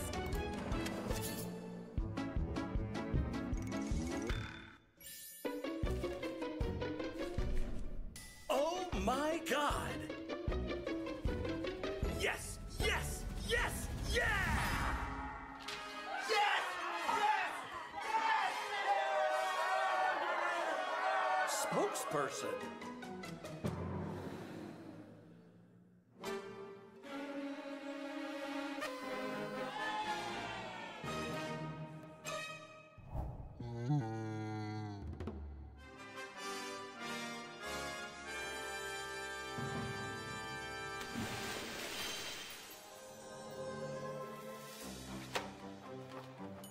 Secret.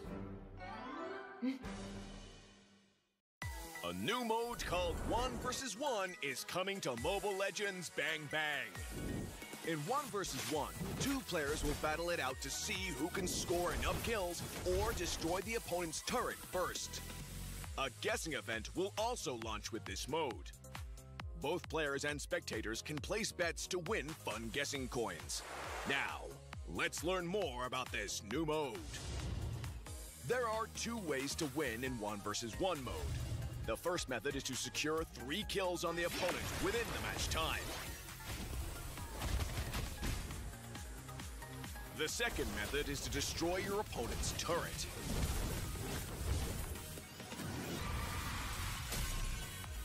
The 1 vs 1 fun guessing event will launch with this mode. At the start of the match, both players and spectators can use their 1 vs 1 fun guessing coins to bet on the match's outcome. The game will also add a set amount of 1 vs 1 fun guessing coins to the prize pool for both sides. All fun guessing coins in the prize pool will be split among the winners. While the 1 vs 1 fun guessing event is running, you can exchange your fun guessing coins for exclusive rewards. Prioritize heroes with quick wave clear or strong burst for this mode. Quickly push your wave into the enemy turret to apply constant pressure and chip away at both the turret's HP and the opponent's HP. The 1 vs 1 map features bushes and creeps as well. Securing jungle resources grants it economic advantage, while the bushes offer the perfect cover for surprise attacks. The 1 vs 1 mode is just around the corner. So, rally your audience and fight for glory!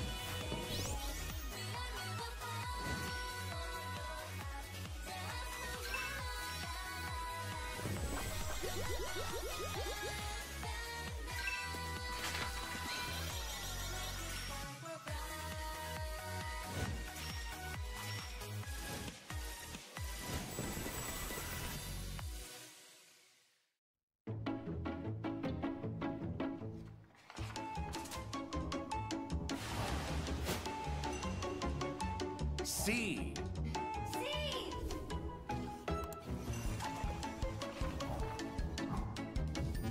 Innovation.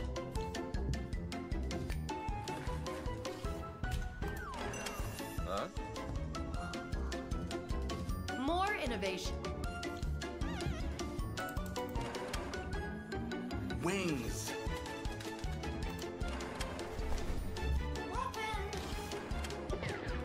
More weapons.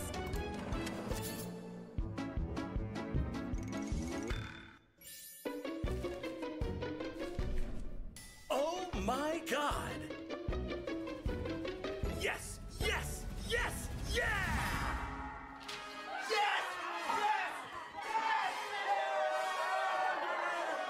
Spokesperson.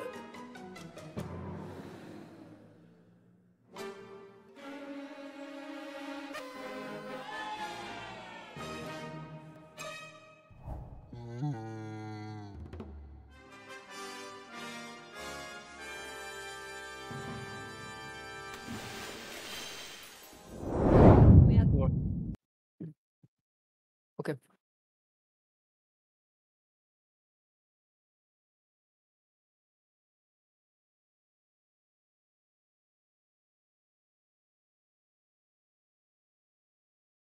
Hello, ladies and gentlemen, and welcome to Next Door Showdown, where we'll be seeing the duel between Bangladesh and Nepal in a best of three series in between RECON Legion and HORA ESPORTS. So, guys, from the casting desk, we have Ventriloquist. Hello, I'm here. I'm Ventriloquist, and we have Shudhan Rai. Yeah, we are back again, everyone, and we are back again with another best of three games between RECON Legion versus HORA Sports. We can see RECON Legion in the blue side, where HORA Sports in the red side. Let's see how similar will the draft phase will be in this game as compared to the game number one. I don't think they will resemble any similarities. As I was saying, there won't be any resemblance from the last matches because there goes the 1-1 from the side of RECON Legion because they don't want any crossbow tank or any, cat roaming around. Like, you can't even CC her down. You need chain CC to take her down. So I think banning out the 1-man was a really good option because in the last match, we actually forgot that 1-1 exists. But I think they actually studied the HORA sports really well, that they know that the 1-1 must be banned. By the way, 1-1 is really faithful that she is really popular in the band section in most of the reason. And somehow in the game number one, we didn't see her getting picked or her getting banned. But in this game, we can see her in the first ban. And we can even see Basha, which was completely forgotten in the game number one, where he is getting banned in this game number two. Let's see how if any new picks or bans will be drafted in this game. Well, I do think they're going for a really complete different route this time because the 1-1 is banned, the Bane is banned. The Bane and the Grok, we actually saw that in the previous match. It's like a deja vu. But on the other hand, the Baxia, banning the Baxia like this, it's quite a concern because I don't know what they're up to that they are gonna ban the Baxia right ahead in the first banning phrase, where there are lots of other heroes that you can ban, like that. You can talk about the CC, you can talk about the Arlot, or you may talk about some other like prio picks like the Zuxin, like the Grok. Oh, the Grok is banned. So there are other prio picks, but they went for something that's not even sure. You're not even sure that they're gonna go for the Baxia.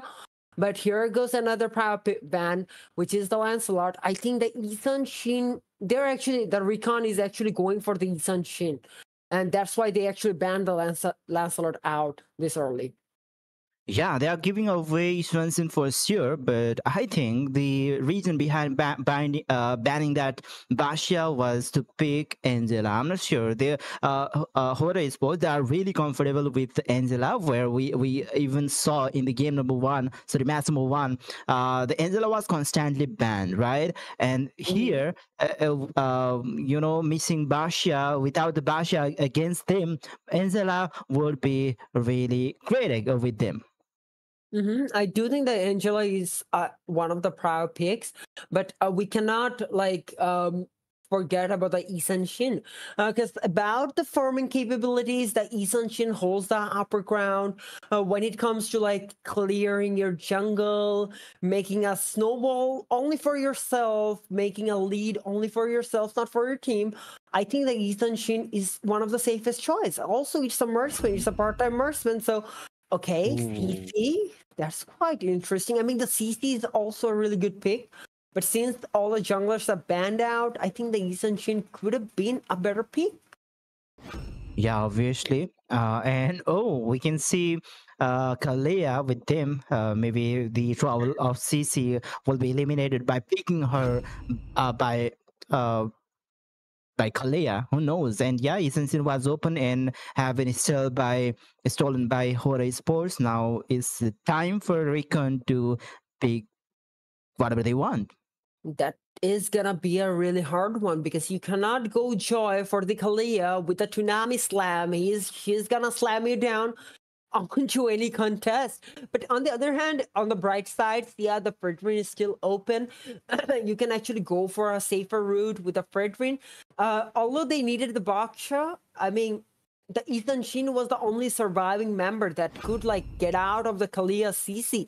Okay, Joy, that was kind of a bold move. What do you think? I'm kind of Yeah, concerned. that's bold. By the way, yeah, Mm-hmm. I think there were some bold picks from the side of we are bots as well in previous matches, and let's see, we can see a Zoe where there is already a lockdown hero like Kalea with them, and there's it's still some risks of some more counters coming up against that Zoe. So let's see if they will be able to play it well. And we already saw Zoe being played really well from the side of Bangladeshi team. Mm-hmm. I mean, it's not the Joy, it's the user. But it's not also the user, it's also the counters because there is the Kalia with the Tsunami Slam waiting for the Joy to pop up his ult and bro, I'm gonna take you to my base. Let's take you to a tour to Nepal. It's kind of something like that. Like on the other hand, on the bright sides, if we talk about the draft, the Joy is a really safe pick against the Isan Shin, but I still think the Hayabusa could have been better. Or maybe the Lancelot, but the Lancelot is banned. So maybe the Hayabusa could have been a really good pick because he would just only go in and go out secure, or maybe that's still the objective, not like you have to be present. You can go in with the quad shadow and get out. I think it was a really good option until they actually went for something that cannot like escape or dash out that easily. Yeah, and talking about the CC from the Recon Legion itself, they might be missing out the CC because they have flexed out that Uranus in roaming position where they can only pick a CC from a mid lane after This this is pick. gonna be goal lane. CC is gonna be the goal Oh, laner in the match, and I do think they're going for the Angela. I mean, what does it call? Yeah, the Recon Legion may go for the Angela for the roaming or the mid lane, and that will give them a proper amount of value. But the Kimi is banned, so there won't be any late gamers. So it is kind of concerning how they're drafting and how their draft is actually going against them. And mhm. we can see a Kalia, a Cho, a Linux. The Cho can be flexed, that Linux can be flexed, both can. Okay, there is no Angela. Yeah, because it have been banned by the HORA Sports. So Oh, that's it. That's the oh, sorry. five main lineup from Recon Legion. Now HORA Sports is looking for a perfect marksman or goal laner, or maybe they can still fix that Lunox onto the goal lane. Who knows? Because yeah, they are the team known for the flex picks. Well, there was a lot of flex pick because we know that for a fact the Chode and the Lunox both can be goal laners, and they still have one slot, and I'm certainly not sure what they're gonna go for because they can go for a marksman, which will be a fully late game. So I suppose yes, that was what I was talking about. Something more tanky, which can soak up a lot of damage, also dish out a little amount of damage, and that would be enough because they have the Essential, they have the Lunox, there's enough damage. The Cho will be utility, the Kalia will be utility plus tanking, as well as the Alice. So I think HORA Esports did manage to pull off a really nice draft, but we cannot forget about the RECON Legion as well because their draft is solid as well. And I think both draft is pretty nice. So which team do you support in this draft? What do you think? Who will make the play? I'm not sure, by the way, but you know, there are a lot of players who are esports have informed recently, but there are lots of experienced players who have been dominating the MLBB esports in Nepal. So whatever they pick, they manages to utilize it properly. They manages to capitalize it properly. They just snowballs with anything they picks off. So I'm not sure if it's going to be the same case against Bangladeshi team like RECON Legions or is it gonna be a little bit different? Because we can even see a new jungler from the side of HORA Esports. I haven't seen Instinct that much in esports scene. By the way, if I'm not wrong, he is top Alucard player from Nepal. The chat, you can correct me if I'm wrong, but if I'm not wrong, he's the one of the top player of Alucard. Well, this match is kind of a really, a refreshment for me because I was talking about the Chogo lane for a very long time, and as we can see, the Chogo lane as well as the CC. But I do think the Ruby was a better choice against the Cho, but CC does significant amount of damage, and there goes another slam. But okay, the revitalizes pop, and I don't think those early revitalize does matter much because you can always get them back in the first turtle. But the flicker use from Kalia will be kind of concerning because you won't be able to get it on the first turtle, so that won't favor you as much as the revitalize will. Yeah, the main objective of Kalea was to suppress that Zoe with his Ray from RECON Legion. Oh, nice damage coming up from HORA Esports. There was a lot of damage against I'm not sure what's his name, by the way. It's Kyren, Rai, Sota, Hybrid, and Highlighter. No. From the side of RECON Legion, what's the name of that Uranus guy? Akaid? Yes, it's Akaid. Oh, that's very hard to pronunciate with the Nepali tongue, It kind of is. Well, we can see the first turtle contesting, and then Myron Shaka coming out from the Ethan Shin. He is trying to, dance the turtle a little bit, and Uranus is trying to look for the situation. And right now, the River pop, and also the Eternal Guard coming out from the Vexana. But Ethan Shin is not gonna be bothered by any of those. Alice already used his Thorn of Roses, but nope, there won't be any fight. Only one kill is taken from the side of Nepal, and they are gonna go back and secure something else. And there goes the CC with the Way of the Dragon. What a good momentum coming off from HORA Esports. Yeah, there are the players inside the HORA Esports that are known to take the early lead and keep the momentum going on until they win the game. So let's see if that will be the same case, because they have some changes in their lineup. There is some new players on their lineup, and yeah, we will I mean, all of the players, all of the viewers from Nepal are are waiting for the results if it's gonna be the same or not. Well, I'm certainly not sure if that's gonna be same or not, but in this match, we can see a really disciplined gameplay from both teams. Like HORA Esports got the lead, but nope, they're not gonna throw any fight. There goes the Mountain Shocker, and there goes the Tsunami Slam onto the Big Sana and managed to take a kill. And the Katata already popped up his revitalized. Joy is going in with the electrifying beats, and here goes another kill onto one enemy.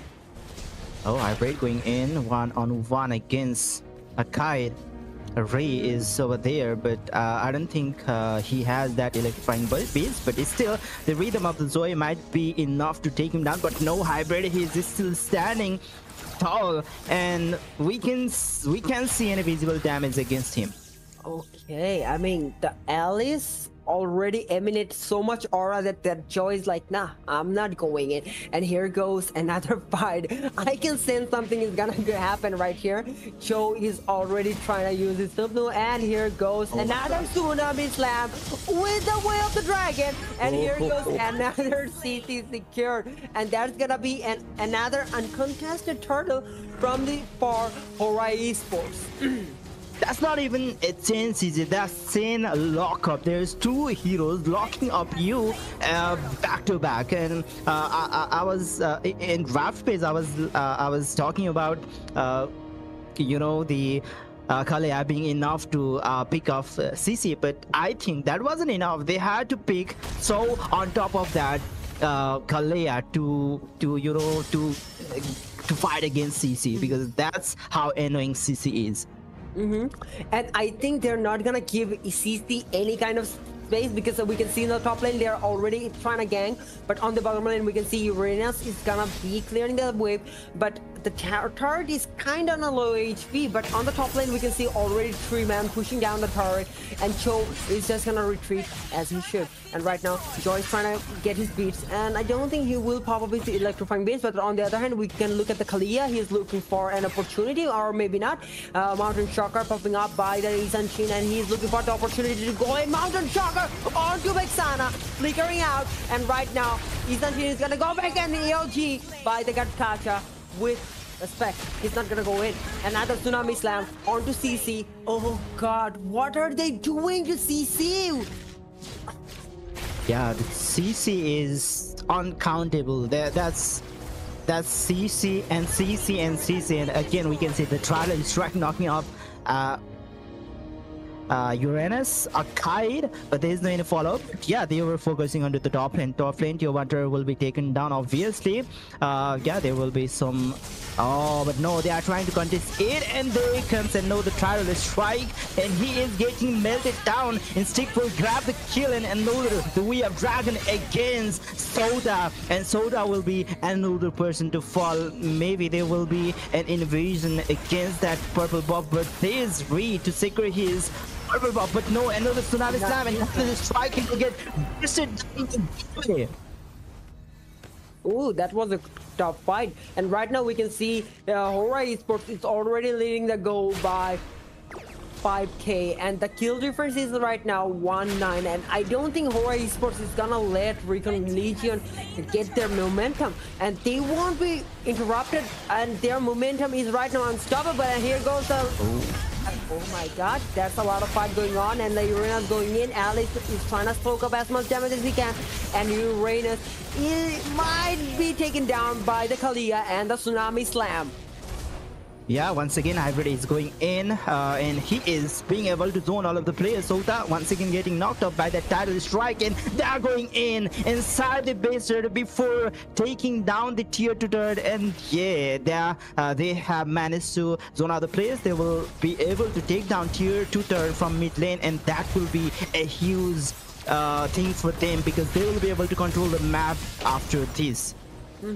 And they are actually looking for that kind of opportunity, but I'm actually surprised how they actually pulling out all the fights. And here goes a flashback of the team. Maybe it's one of the oldest match of today. Well, whatever, we're gonna be back to the match, and as we can see, the Alice is trying to soak up as much as damage he can, and right now he will set his target onto the Joy, and won't just, you know, intercept the Joy as much as he can. Alice is gonna go out. I mean, they're playing kind of disciplined, except for the Uranus and the Alice. And on the other hand, we can see Mega Kill secured by the Lunox. Whoa, that's a lot of fight going on. Yeah, I mean, Hybrid, he's feeling all of the players on another side of the map, where rest of the players are picking up again and again and again in another corner of the map. Again, Master Up going in.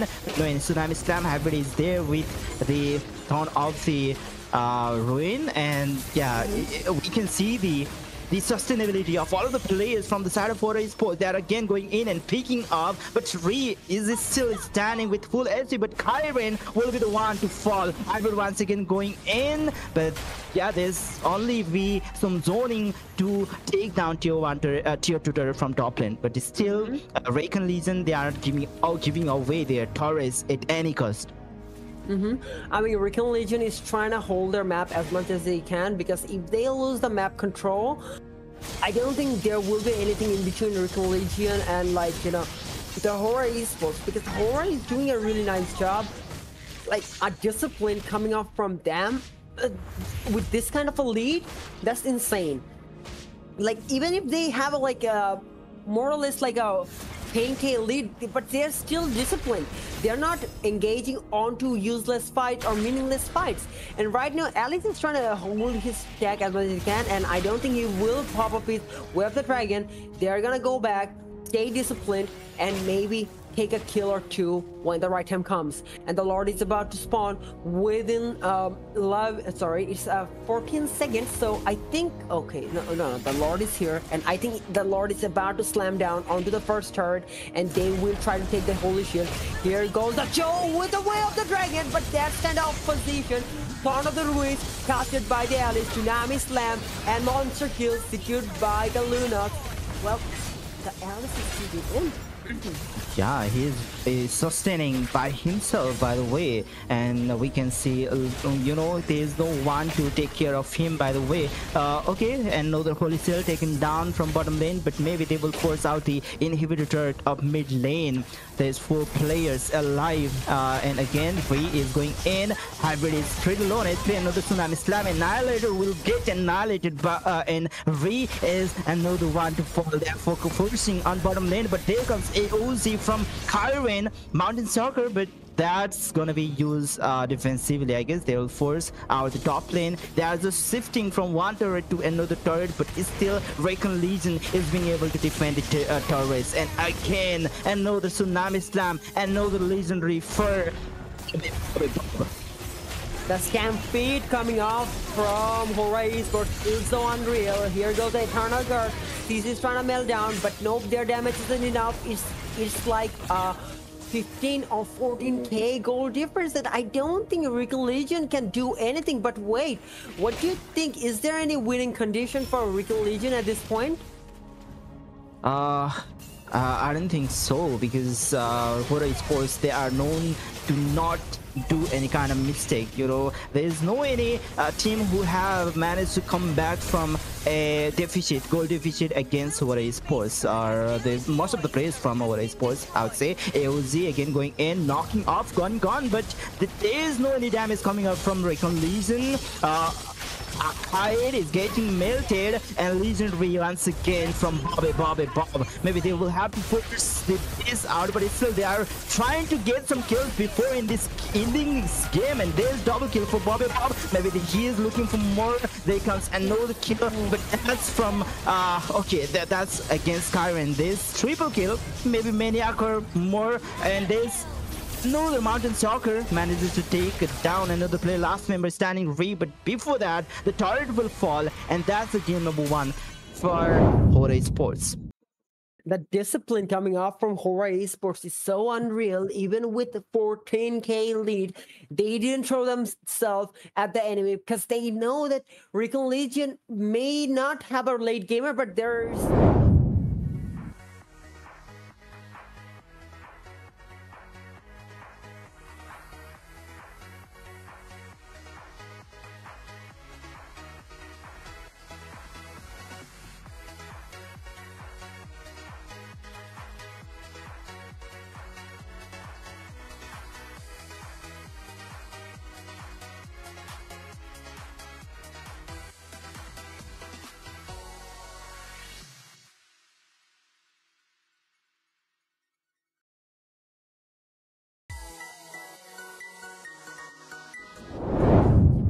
damage.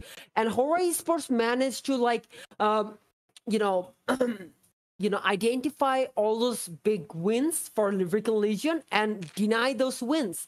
And that's how they snowballed and fluctuated their goal from 2K to 15K lead.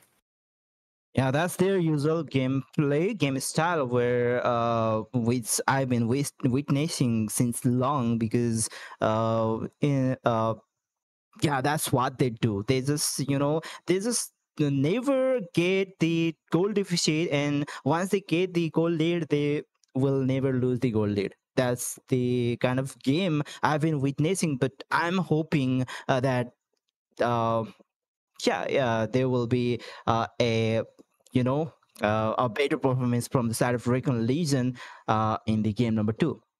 Mm-hmm. There is always a chance for comeback. I think RECON Legion will bounce back. Will they bounce back, or there's gonna be a clean sweep?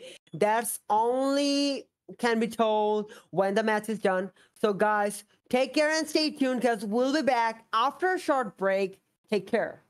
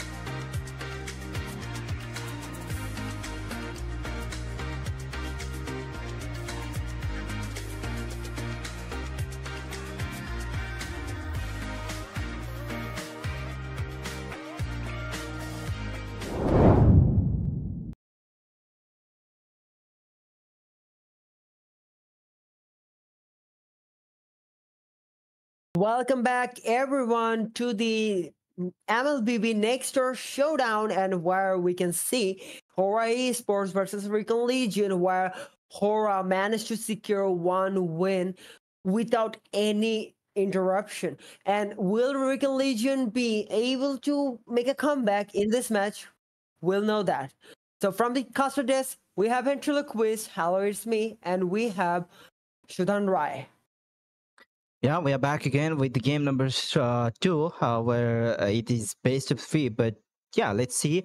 When we played, Let's hear from the will there crowd. be Make some the noise comeback for from the yours side of truly. RECON Legions? We are looking forward for that, by the way. And this time we can see HORA Sports is at the blue side and I'd say I've been RECON itching for Sports a at the real red fight. side, and we can again see the CC getting banned out in this Welcome to match my as well, castle, because in the game number 1 friend. it was a late open, and Butterflies due to born that by thy wish. CC picked up by Guided by RECON lantern's HORA light. Sports, they were they were forced to use that CC lock composition in the game number 1, and they have already revealed that My composition, so kiss they don't grants want you to keep that immortality CC open or in this death. game They number call 2. me a hero. I because don't think I saved have my seen a nation from single falling apart. carton call from the CC, because CC wasn't even alive the entire time to pop up the carton call. But on the other hand, we can see that Grok is getting banned and the Baksha is getting picked without like even any hesitation. I mean, I think HORA knows what they're doing, and RECON knew it. RECON, that's why they actually banned the Bakshi on the first match, and then Instinct showed up with his Isan Shin, and we saw how that went. So basically, that's gonna be the first pick Baksha with the Angela getting secured by the side of RECON Legion, which is a power pick. And will they go for mid Angela or maybe Rome? All right, so they are trying to go for the Angela with Uranus composition, which we have been witnessing since long, and that's really powerful. But yes, there's they are against Bastia, so they're they will not have their full potentiality with their sustainability. But let's see, will they be able to outperform them? We are right here at the picking phase of HORA Sports. They might be looking something to melt even more, because there's a lot of sustainability coming up from RECON, and that's the answer. That's the answer from them. And there's back to back counter on the top of counter, and on the top of them is still another counter. I mean, I'm not seeing any kind of comeback from the RECON Legion in this match, because, I mean, don't get me wrong, but HORA Esports already secured Kimi mid lane prio pick, also the Vaksha, as well as the Esmeralda. Like, HORA Esports know what they're doing, and they have a certain kind of momentum, like a flow of picking, and it's actually going so perfect. Like, if you take a look at all 3 picks from HORA Esports, I don't see any flaws. I don't see any flaws. They are actually perfect. But it depends on what they pick onto their next 2 picks, and with what can be complemented with those. Maybe the Angela was a really nice pick, but Angela is taken down by RECON Legion. So what do you think? What could be the rumor of HORA Esports? Is it going to be another Kalia match? Because, oh no, the Kalia is banned. Yeah, the Kalia is banned, and To me, fun is all that matters. they have a lot of sustainability right now, so maybe they might go for some damage roam as well. Who knows? Because they are most of the time they are very very unpredictable. They just love to try out the heroes or composition in tournament matches. I'm not sure why, but that's their habit of using lots of interesting composition in tournaments. But I'm not sure if that will be the case in this tournament, because it's international tournament, and and it's their first time in this lineup, so they have to do their best to impress the investors, right?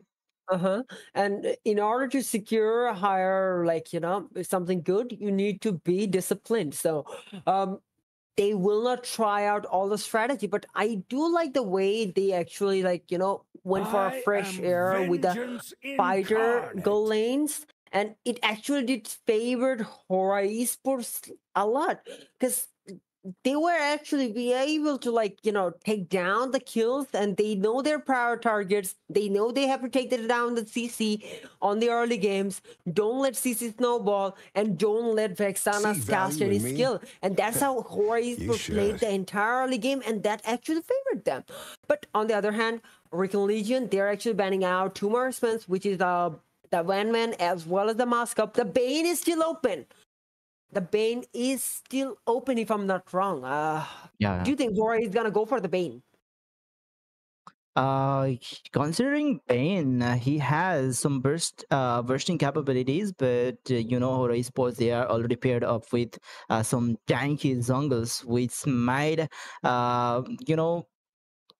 cap their damage very much. So let's see, something with sustain might be a good option, but still they have already picked up some sustainable capable heroes which can already peel, and yeah, it might have comfort time on those neutral objectives. I mean, maybe the Ruby can be a good pick. Well, there's some Minotaur coming out from RECON Legion. I think that actually gives us a spot to go for something like experimental, like the Bane, because the Minotaur is kind of a slow CC, and after the Minotaur castered CC, there is no CC coming out from RECON Legion. Like the Angela, I don't think the heartstrings can hold down an enemy that well. Maybe it can take down the Bane or like hold down the Bane, but I don't think the Angela will be alive that long. But on the other hand, RECON Legion is lacking up a lot of CC. But on the other hand, HORA Esports managed to take down the Baksha as well as the Esmeralda that can provide some CC. Okay, that's a Franco. Ooh. Okay, they are trying to counter that Minion Rover, Minion Fury from Minotaur, obviously, and sometimes the Bloody Hunt will be handy to rapidly running Erythel, and sometimes they can go for go and lock the Angela, so that there will be even less sustainability from the side of RECON Legions, and yeah, they already have the potentiality of contest the neutral objective, so why not pick a lockdown hero once again? Well, I think Franco might drop the Bloody Hunt onto the Erythel before he casted his heavy crossbow, or there's still a Hayabusa. Although the Franco isn't quite the counter of a Hayabusa, because Hayabusa is more agile than other assassins. That Lancelot needs a target to dash on. Ling needs to dash on.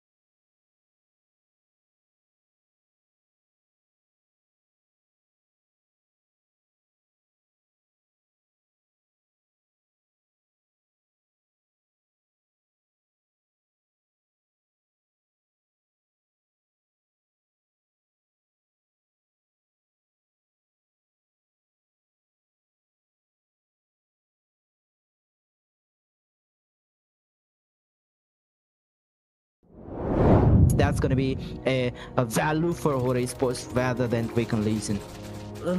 We can see some early skirmishes coming out from HORA Esports. They're playing aggressive, and Franco is trying to look for an opportunity for Iron Hook, which didn't land.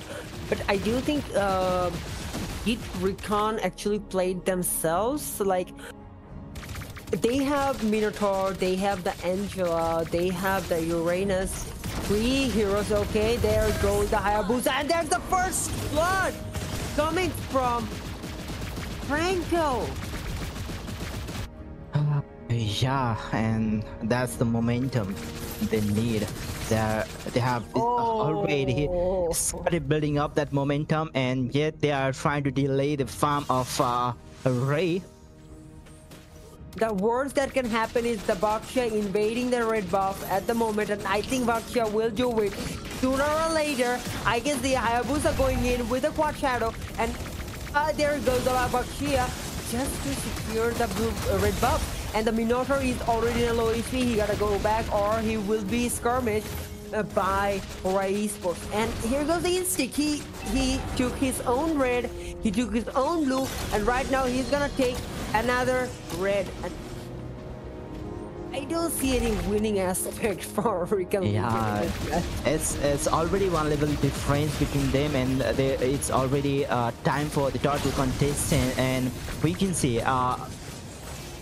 he is getting, I mean, Uranus is getting melted. Akaid being tanky. Okay, there's Hardguard on top of him, but Hybrid is there, zoning all of the players. There's Draxon Pulse casting 3 of the players, and there's instant melt from Instinct, and obviously Bobby Bob, who helped him to melt.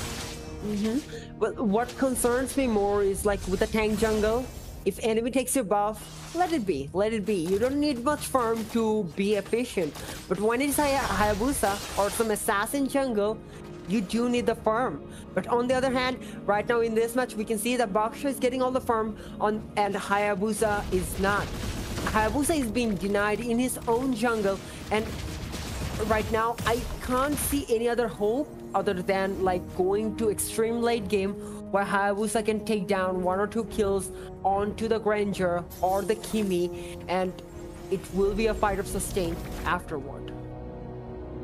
Yeah, and there's already a lot of gap in there. Still trying to pick Kai once again. 4 of the players dealing. Oh, maybe that's 5 players dealing damage at the same time. And Kyren got instantly deleted. Yet another invasion. There's a hard guard, but Goni still survives with 1 HP, but the Annihilator will secure the kill. Maybe they are trying to trade back on the top lane. And another hook with Bloody Hunt. Maybe, yeah, Ree will get taken down. 2 of the players standing. Maybe they will retreat for now. No more engaging. Maybe. Yeah, I don't think they will like go for more skirmish at the moment, because I mean, they got all they want. They got the Hayabusa, they take down the Hayabusa, although their Ranger got taken down, but it doesn't matter. They're already leading the goal by 2k, and they will make, capitalize onto this small difference right now. And right now we can see all of them are engaging on here goes the Bloody Hunt as well as the Iron Hook from the Franco. I mean, they should have banned the Franco at this point. Yeah, once again another pick on the gold lane. Akaid again getting melted. There will be no any total contest obviously, but still Ree is trying to take some trades, trying to farm towards the bottom lane. Well, I do think right now Hayabusa should be focusing onto the bottom lane more, just to get the farm out of the bottom lane, because he's being denied by the jungle, so he can just farm up some lanes, and I think they will go for the Minotaur right now. Here goes the Iron Hook and taken down. Like the entire team of HORA Esports, they're playing like a team. They're playing like one. And on the other hand, RECON Legion, right now, they can't even comprehend what's going on to them. And right now, another Iron Hook. Okay. That was a flicker. Bloody Hunt. I talked about it, right? Yeah, and there's no any stopping. In fact, Annihilator, if he tries to save his teammate with his hard guard, he will fall into the pit with his teammate. And right now, RECON Legion is being denied in his own jungle. What happens if the middle lane target goes down? Because that opens up a lot of maps, and we can see already they went in for 1 target. Oh my god, there goes 3 stacks for Granger, already target stacked on the Sky Piercer. And I think it is kind of concerning that Irrital isn't doing much at the moment. and it will take like a 12-minute match to, you know, make this Irito shine a little, at least against this Granger. Yeah, but with this deficit, I mean, even if it's 12 minutes only. Oh, but Minion Fury, but he got locked down by that Bloody Hunt. Akaid trying to flank, but he will lots of damage coming in, but still Akaid is trying to survive. Hybrid is trying to save him, but there comes the heavy crossbow from Sota. Hybrid is getting melted. It might get taken down, but that's the flicker from Hybrid. And with that distraction and diversion, they managed to take down tier 1 turret, tier 2 turret, as well as the Holy Seal from the top lane. The pressure, they are actually doing a lot of pressure, and right now RECON Legion can't do anything but to farm some farm lanes, and there goes the 4th stack onto the Granger. 40 stacks on Granger already. That is a fed, like, I don't think that's even 40 stack, that's 50 stack, because our Granger had 1 kill when he secured the Sky Piercer, and right now he's on 6 kills, so I don't think there's any stopping to this Granger at the moment. You can't. Yeah. Oh, Akaid is getting melted once again, and know the Bloody Hunt, and Gon will secure and know the kill there, and know the 10 stack for his Sky Piercer. Master Up looking for another hook. Okay, that is still 8 minutes of the game, but they have already pierced into the base turret. Oh God, was that a like dive into the turret to kill? If a Granger at 8 minutes can go that aggressive, I don't think you can do much about it. And on the other hand, the Franco, he actually created the momentum, and as you can see that they're not gonna stop. They already capitalized by a lot, and that's a 10k lead. Here goes the Minion Fury, but that won't be helping much. Irito with a heavy crossbow, but can't sustain even with a hard guard. Will decide to fall back. Yeah, and before the Lord approaches, they are trying to take down the inhibitor turret, but that's gonna be really hard, even though there's some few difference, like 10,000 difference. But yeah, obviously, it will be hard to take it down, where the rest of the players are trying to synchronize the lane. Bottom lane is left abandoned, unguarded, I guess. Yeah, I think the minions is gonna take down the bottom lane turret, and here goes the mid lane, and here goes nothing. Either traction pull onto 2 enemies. Here goes the Iron Hook onto the Minotaur. They taking down 1 kill. The Baksha is going back. Hayabusa secured a kill, but Kimi Granger will take him down, gunning them down 1 by 1. And here comes the Irito with a heavy crossbow trying to defend as much as he can, but the Lord is on the half HP. Esmeralda going on. Oh God, Granger already got down.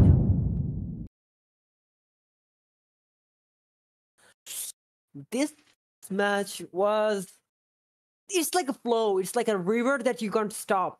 Even if you build a windshield, like a shield or something, the river will flow.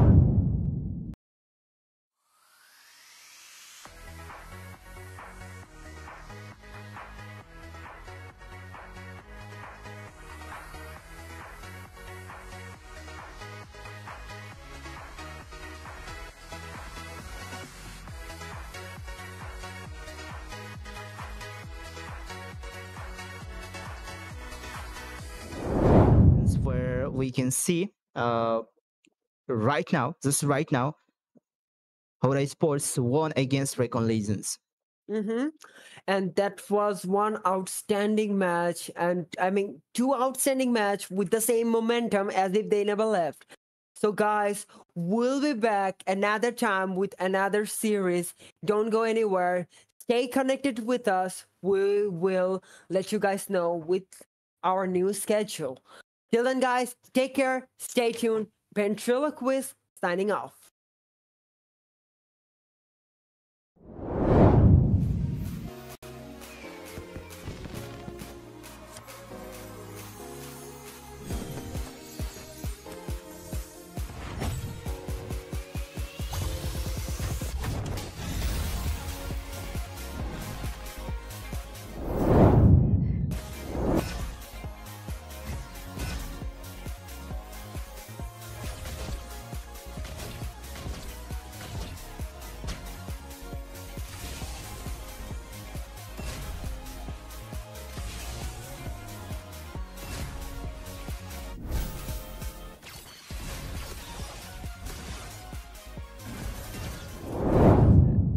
I can see my prime coming back. এরকম হয়েছে like we were